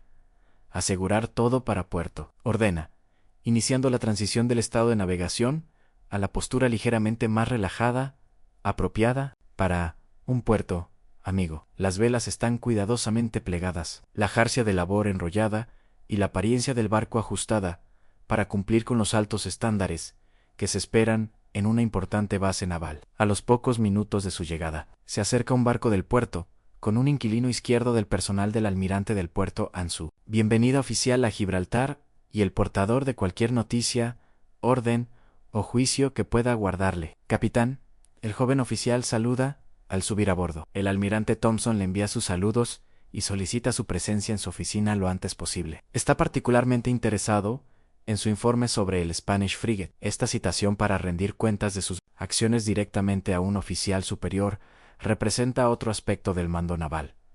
El escrutinio constante desde arriba, a diferencia de los oficiales militares modernos, con claras cadenas de mando y órdenes operativas detalladas. Los capitanes, en la era de la venta, operaban con amplia discreción, pero estaban sujetos a juicio posterior. Gracias, teniente. Por favor, informe al almirante que la atenderé en 1 hora. Mientras el mensajero parte, comience los preparativos para esta importante reunión. Su apariencia y su cargo ante el almirante influirán no solo en su evaluación de sus acciones recientes, sino también potencialmente en sus futuras asignaciones y perspectivas profesionales.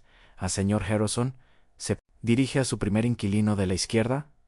Antiene el barco. Estaré en tierra para recibir al almirante, preparar los libros de registro para su inspección y asegurarme de que los prisioneros españoles estén listos para ser trasladados a las instalaciones costeras. Su bote, el bote especializado del barco, reservado para el capitán, surca las agitadas aguas del puerto de Gibraltar, con su tripulación de 6 personas remando con precisión experta. Sentado en la escota de popa, vestido con su mejor uniforme, se prepara mentalmente para la reunión que se avecina. La dimensión política del mando naval le aguarda, un ámbito donde las victorias en el mar pueden verse socavadas por una mala presentación en tierra. Al desembarcar en la escalinata real, el punto de entrada formal para los oficiales navales es recibido con los honores correspondientes por el destacamento de infantería de marina de servicio. La breve ceremonia le recuerda que su cargo no solo conlleva autoridad operativa, sino también importancia simbólica. En este momento, usted es la personificación física de su barco y, por extensión, un representante de la propia Royal Navy. Aquí, señor, le indica un guardiamarina asignado para escoltarlo a la oficina del almirante. El almirante Thompson lo espera. El paseo por las estrechas calles de Gibraltar ofrece un marcado contraste con la vida a bordo. Tras semanas en el mar, confinado al mundo de madera de su mando, incluso este pequeño puesto británico parece bullicioso y caótico. Civiles y militares se mezclan. Los puestos del mercado rebosan de productos frescos que no se encuentran en el mar, y los sonidos y olores de la vida en tierra asaltan los sentidos acostumbrados al entorno más limitado de un buque de guerra. La oficina del almirante Thompson, situada en un robusto edificio de piedra con vistas al puerto, presenta otra marcada diferencia con respecto a su alojamiento a bordo. El espacio es realmente cavernoso para los estándares navales, con techos altos, amplios ventanales y muebles que serían imposibles de acomodar incluso a bordo del buque más grande. Capitán. El almirante le saluda, levantándose tras un amplio escritorio cubierto de mapas y despachos. Bienvenido a Gibraltar. Entiendo que ha tenido una travesía bastante agitada. El almirante Thompson representa el siguiente nivel en la jerarquía naval. Un oficial que ha ascendido a través de los mismos rangos que usted ocupa ahora, pero que ha alcanzado el prestigioso estatus de oficial de bandera. Su recibimiento marca la pauta de cómo el almirante te y juzgará sus acciones recientes. Gracias, almirante. Responde con la debida discreción. Hemos tenido suerte en nuestros encuentros con el enemigo. A continuación, un informe detallado, un recuento exhaustivo de las actividades de su barco desde que zarpó. Las preguntas del almirante son penetrantes y exploran no solo lo que hizo, sino también por qué tomó decisiones específicas. ¿Se excedió en sus órdenes al perseguir buques enemigos? ¿Sus tácticas fueron apropiadas a las circunstancias? ¿Equilibró adecuadamente la agresión con la preservación de su mando? Esta rendición de cuentas era una constante en el servicio naval, donde se esperaba que los capitanes justificaran sus acciones ante superiores que podían tener opiniones muy diferentes sobre el procedimiento adecuado o el riesgo aceptable. Cochrane se encontraba con frecuencia defendiendo decisiones que, si bien exitosas en su resultado, violaban la doctrina naval convencional o excedían la letra de sus órdenes. Su captura de la fragata española fue bien ejecutada, reconoce el almirante. Si bien enfrentarse a un buque de fuerza superior fue un riesgo considerable, la pérdida de su segundo premio por el mal tiempo es lamentable, pero comprensible dadas las circunstancias. Esta aprobación con reservas caracteriza el enfoque típico de los altos oficiales navales, que reconocen el éxito sin caer en elogios desmedidos que podrían alentar una audacia excesiva en operaciones futuras. La principal preocupación del almirante, después de todo, no son solo las victorias individuales, sino la preservación de valiosos buques de guerra y tripulaciones entrenadas. Ahora, en cuanto a sus futuras órdenes, continúa, seleccionando un documento sellado de la pila sobre su escritorio. Una vez que su barco esté aprovisionado y su tripulación esté al completo, se unirá al escuadrón del capitán Blackwood que opera frente a Cádiz. El almirante cree que los franceses podrían intentar separar su flota de Toulon en los próximos meses, y estamos reforzando nuestras fuerzas. En consecuencia, esta asignación, unirse a un escuadrón bajo el mando de otro capitán, representa tanto el reconocimiento de sus habilidades como un recordatorio de su lugar en la jerarquía. Sus operaciones independientes han tenido el éxito suficiente como para merecer la inclusión en un importante despliegue estratégico. Sin embargo, usted permanece subordinado a oficiales de mayor rango. Cochrane experimentó esta tensión a lo largo de su carrera, reconocido por sus habilidades excepcionales, pero a menudo frustrado por las limitaciones impuestas por oficiales superiores a quienes consideraba menos capaces o innovadores. Durante su servicio a las órdenes del almirante Gambia en la batalla de los Caminos Vascos en 1809, este conflicto alcanzó su punto álgido. A pesar de crear una oportunidad para una devastadora victoria británica mediante su audaz asalto con brulotes, Cochrane observó con frustración y rabia cómo Gambia no aprovechaba la ventaja, permitiendo que muchos barcos franceses escaparan. Han también he recibido la notificación de que su presa ha llegado sana y salva, añadió el almirante. La evaluación preliminar del Tribunal de Presas parece favorable. Usted y su tripulación deberían recibir el pago en unos meses, suponiendo que no surjan complicaciones. El sistema de presas, mediante el cual se vendían los buques enemigos capturados y las ganancias se distribuían entre la tripulación capturadora, constituía una parte significativa de los ingresos potenciales de los oficiales navales. Para capitanes exitosos, como Cochrane, el dinero del premio podría superar con creces su salario regular, lo que podría transformar por completo su situación financiera. Gracias, almirante. A los hombres les alegrará saberlo. Tuvieron un desempeño admirable en la acción. De hecho, asegúrense de que se mantengan alertas para el próximo despliegue. La inteligencia sugiere una importante actividad francesa en el Mediterráneo. Nelson cree que se están preparando para una importante acción de flota. La mención de Nelson, el Mayo, era héroe naval británico y comandante de la flota del Mediterráneo, sirve como recordatorio tanto de la oportunidad como del estándar. La posibilidad de participar en un decisivo combate en la flota ofrece la oportunidad de gloria y ascenso, pero también impone la expectativa de un desempeño digno de servir bajo una figura tan legendaria. Concluida la reunión formal, se despide con órdenes selladas y una comprensión más clara de su posición en la compleja red de política y estrategia naval. La recepción del almirante fue realmente cálida, según los estándares de los oficiales superiores. Sus recientes éxitos reconocieron sus decisiones y, en general, aprobaron su futura asignación, con potencial para una mayor distinción. Sin embargo, al regresar por las sinuosas calles de Gibraltar hacia el puerto, es plenamente consciente de la rapidez con la que dicha aprobación puede evaporarse. Un solo combate fallido, una pérdida desafortunada, o simplemente el disgusto de un superior poderoso, podrían transformar su prometedora posición en una desgracia profesional. Esta precariedad definió las carreras navales en la era de las ventas. Incluso Cochrane, con su extraordinario historial de victoria, se vio vulnerable a los vientos cambiantes de la política del almirante. A su crítica abierta a la corrupción y la ineficiencia le granjeó enemigos poderosos, mientras que sus tácticas poco convencionales a veces distanciaron a los oficiales superiores más tradicionales. De vuelta en el puerto, Le recibe el primer inquilino que queda, quien ha desembarcado con un bote para informarle sobre los acontecimientos en su ausencia. ¿Todo bien con el almirante, señor?, pregunta, con una importancia mayor de la que su formulación informal podría sugerir. Bien, nos uniremos a Blackwood frente a Cádiz. ¿Ves que nos hayamos reabastecido y hayamos recuperado a nuestra tripulación?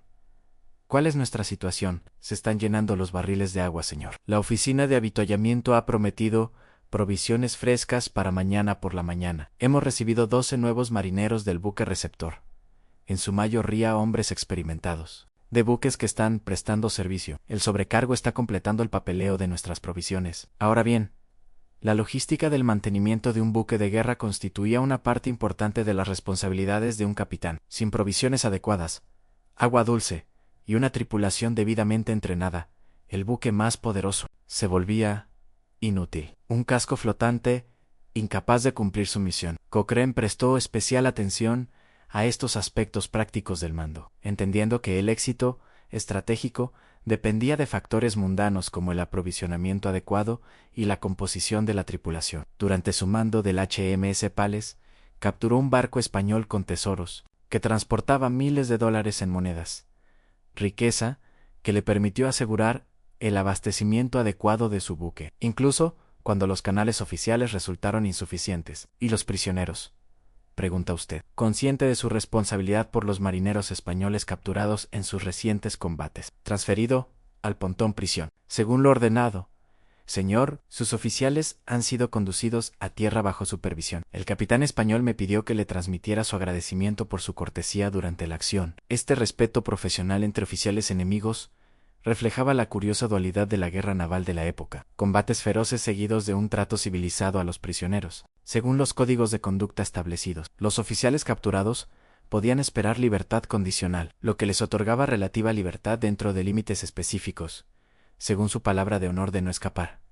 Muy bien, cenaré a bordo esta noche. Que nos acompañen el cirujano y el marín de la izquierda. Necesitamos hablar sobre el nuevo despliegue. Esta invitación informal demuestra otro aspecto del mando, el uso selectivo de ocasiones sociales para forjar relaciones con oficiales clave y gestionar negocios en un entorno menos formal. El capitán que equilibró la distancia adecuada con la accesibilidad ocasional generalmente logró mejores resultados que aquellos que se mantuvieron completamente distantes o con una familiaridad inapropiada. Los días siguientes transcurrieron en un frenesí de actividad, mientras su barco se preparaba para su nueva asignación. Llegaron provisiones frescas a bordo en costados de res, pollos y cerdos vivos, sacos de verduras y fruta que evitarían el escorbuto durante el próximo crucero. Se llenaron barriles de agua con agua limpia de los manantiales de Gibraltar, reemplazando el líquido estancado y lleno de algas que quedó de su viaje anterior. Los nuevos miembros de la tripulación deben integrarse en la tripulación del barco, evaluar sus habilidades, determinar sus asignaciones y establecer sus lugares en la rotación de guardia. Algunos son marineros experimentados que refuerza tu tripulación. Otros son marineros de tierra con escasos conocimientos náuticos, asignados a tu buque por el almirante de puerto para completar el número requerido. El propio buque requiere atención tras semanas de duro servicio. La jarcia se ha estirado y desgastado, necesitando ajustes y reparaciones. El casco, trabajando constantemente en mar gruesa, ha desarrollado fugas que los carpinteros deben localizar y sellar. Las velas de lona desgastadas por el sol y la sal requieren parches o reemplazo. Como capitán, supervisas este complejo proceso de restauración, asegurándote de que tu mando esté preparado para los retos futuros. Tus oficiales se encargan de aspectos específicos según sus responsabilidades. Los barcos gestionan las reparaciones de la jarcia. El patrón de vela supervisa el equipo de navegación. El artillero se encarga de las armas y municiones. El sobrecargo contabiliza las provisiones y los suministros. Esta delegación representa otra habilidad esencial para un mando eficaz. El capitán, que intentaba dirigir personalmente cada detalle, se veía rápidamente abrumado por la gran cantidad de tareas que implica preparar un buque de guerra para el mar. Comandantes exitosos como Cochrane comprendían la importancia de formar subordinados capaces y confiables que pudieran gestionar sus departamentos con mínima supervisión. Una grata interrupción en estos preparativos se produce con el fallo preliminar del Tribunal de Presas. Su captura de la fragata española ha sido declarada válida, con un valor estimado que le proporcionará a usted y a su tripulación un pago significativo una vez finalizado el fallo final. La distribución de este dinero sigue las estrictas fórmulas establecidas por el almirante Ed. Como capitán, recibirá una cuarta parte del total, una suma sustancial que refleja su responsabilidad final por la captura. Sus oficiales compartirán otra cuarta parte,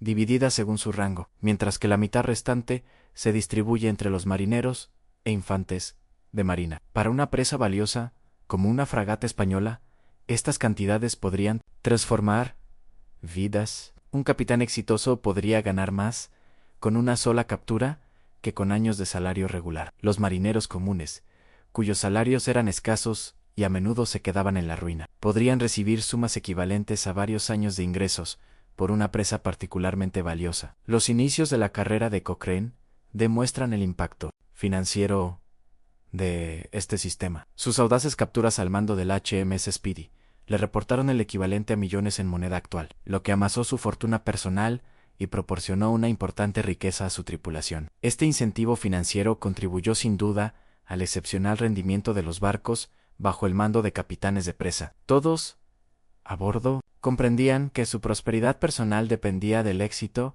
en la lucha contra los buques enemigos. La víspera de su partida programada, usted ofrece una cena formal en su camarote para sus oficiales, una tradición que marca el inicio de un despliegue importante. La mesa pequeña está puesta con su mejor plata y porcelana, traída a bordo por su cuenta. Su mayor redomo ha trabajado con un cocinero para preparar una comida muy superior a la de una feria naval estándar, complementada con vinos de sus reservas privadas. Caballeros, proponen un brindis al concluir la comida por la exitosa búsqueda de Cádiz. Los oficiales reunidos, su primer y segundo inquilinos de la izquierda, el cirujano del barco, el oficial de marina y el capitán, alzaron sus copas en respuesta. Este momento de convivencia tiene múltiples propósitos.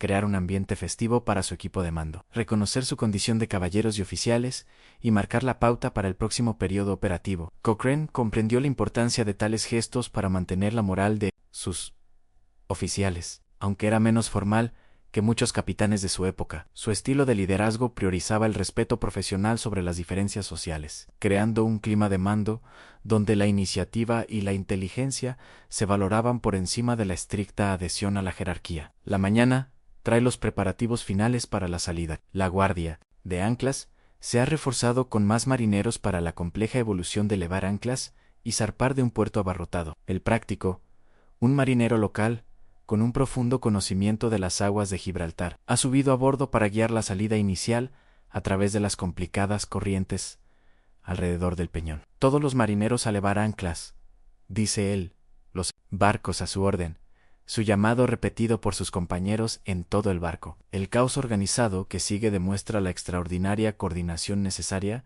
para operar un buque de guerra a vela con eficacia. Los hombres se agolpan en las cuerdas de rata para preparar las velas plegadas para el despliegue. Otros manejan el capstan, el enorme cabrestante que izará el ancla pesada. Los marines toman posiciones mientras el casco se recalienta, asegurando que no se acerquen barcos no autorizados durante esta vulnerable transición del estado estacionario al móvil. Su lugar durante esta evolución es la alcázar, donde puede observar todos los aspectos de la operación mientras da las órdenes necesarias. La dirección real de las tareas específicas recae en sus oficiales. El primer inquilino a la izquierda supervisa la cubierta.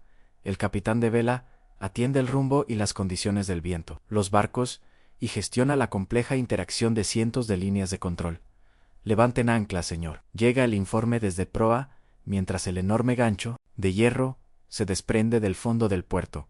Arrenden vela. Ordena, iniciando la secuencia cuidadosamente coreografiada de desplegar las velas para aprovechar la brisa matutina. Primero las velas de gavia, luego los rumbos, seguidos por los galanes de mayor rango, a medida que el barco gana impulso y control del gobierno. La sensación de un barco cobrando vida bajo tus pies, pasando de ser un objeto estático a una embarcación dinámica, sigue siendo una de las experiencias más profundas del mando. Los capitanes modernos, incluso de los buques más grandes, nunca pueden apreciar plenamente esta sensación única de los veleros, donde cientos de hombres, actuando en perfecta coordinación, aprovechan la fuerza invisible del viento a través de hectáreas de lona. A medida que Gibraltar se aleja tras ti, tus pensamientos se dirigen al despliegue que tienes por delante. Unirse al escuadrón Blackwood significa operar como parte de una fuerza Mayo, un desafío diferente a la navegación independiente que has completado. Recientemente, tus decisiones tácticas estarán limitadas por las señales del comandante del escuadrón y la estrategia general, lo que requiere un enfoque de mando diferente.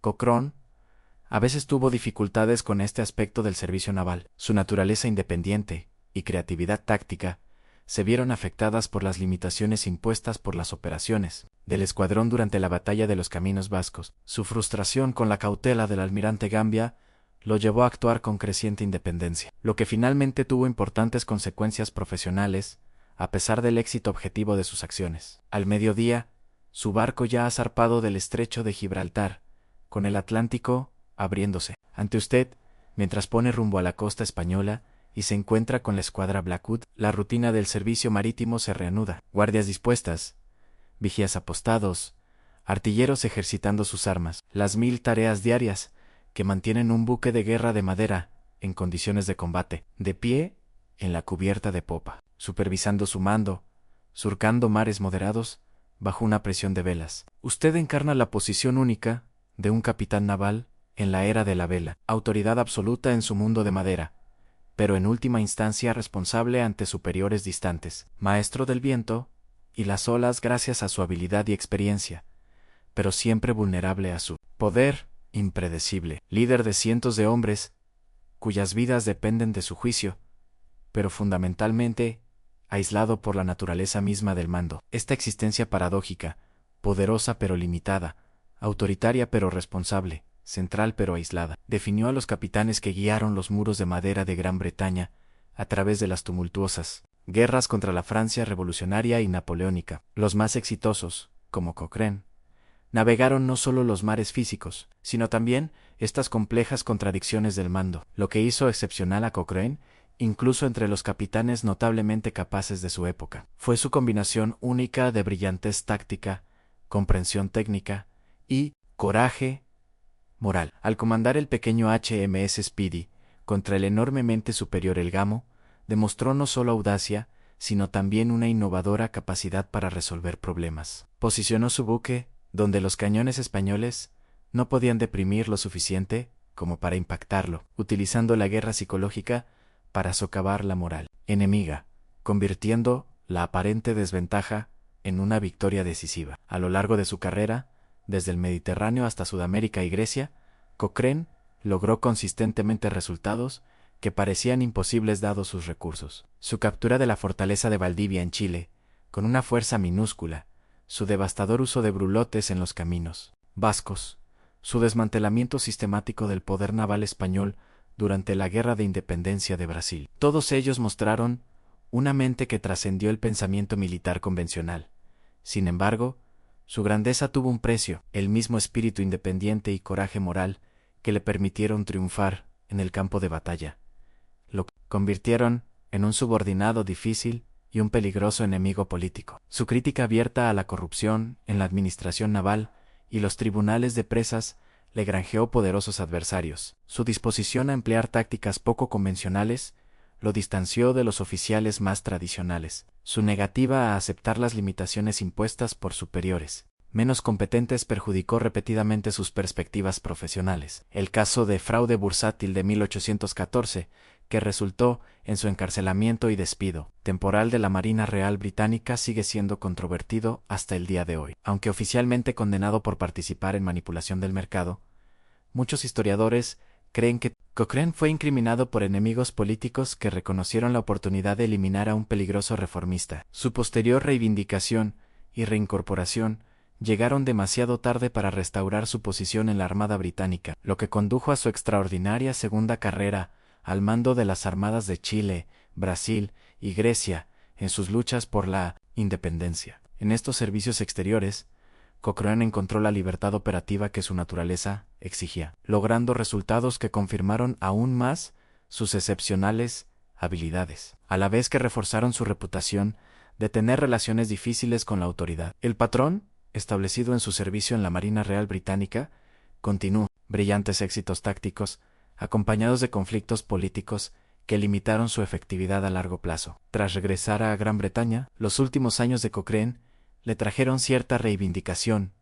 Han reincorporado a la Marina Real Británica con su rango y honores restaurados. Continuó con sus innovaciones técnicas, convirtiéndose en un importante defensor de la propulsión a vapor y el diseño naval moderno. Su muerte en 1860, a los 85 años, marcó el fallecimiento de uno de los últimos grandes comandantes de la era de la navegación a vela. ¿Qué lecciones podemos extraer de la extraordinaria carrera de Cochrane y las exigencias del mando naval en su época? Quizás la más significativa, el reconocimiento de que un liderazgo eficaz requiere un complejo equilibrio de cualidades aparentemente contradictorias. El coraje para tomar acciones audaces, pero también la sabiduría para reconocer las limitaciones. La confianza para confiar en el propio juicio, pero también la humildad para reconocer los errores. La fuerza para mantener la autoridad, pero también la flexibilidad para adaptarse a las circunstancias cambiantes. Pocas personas, en cualquier época,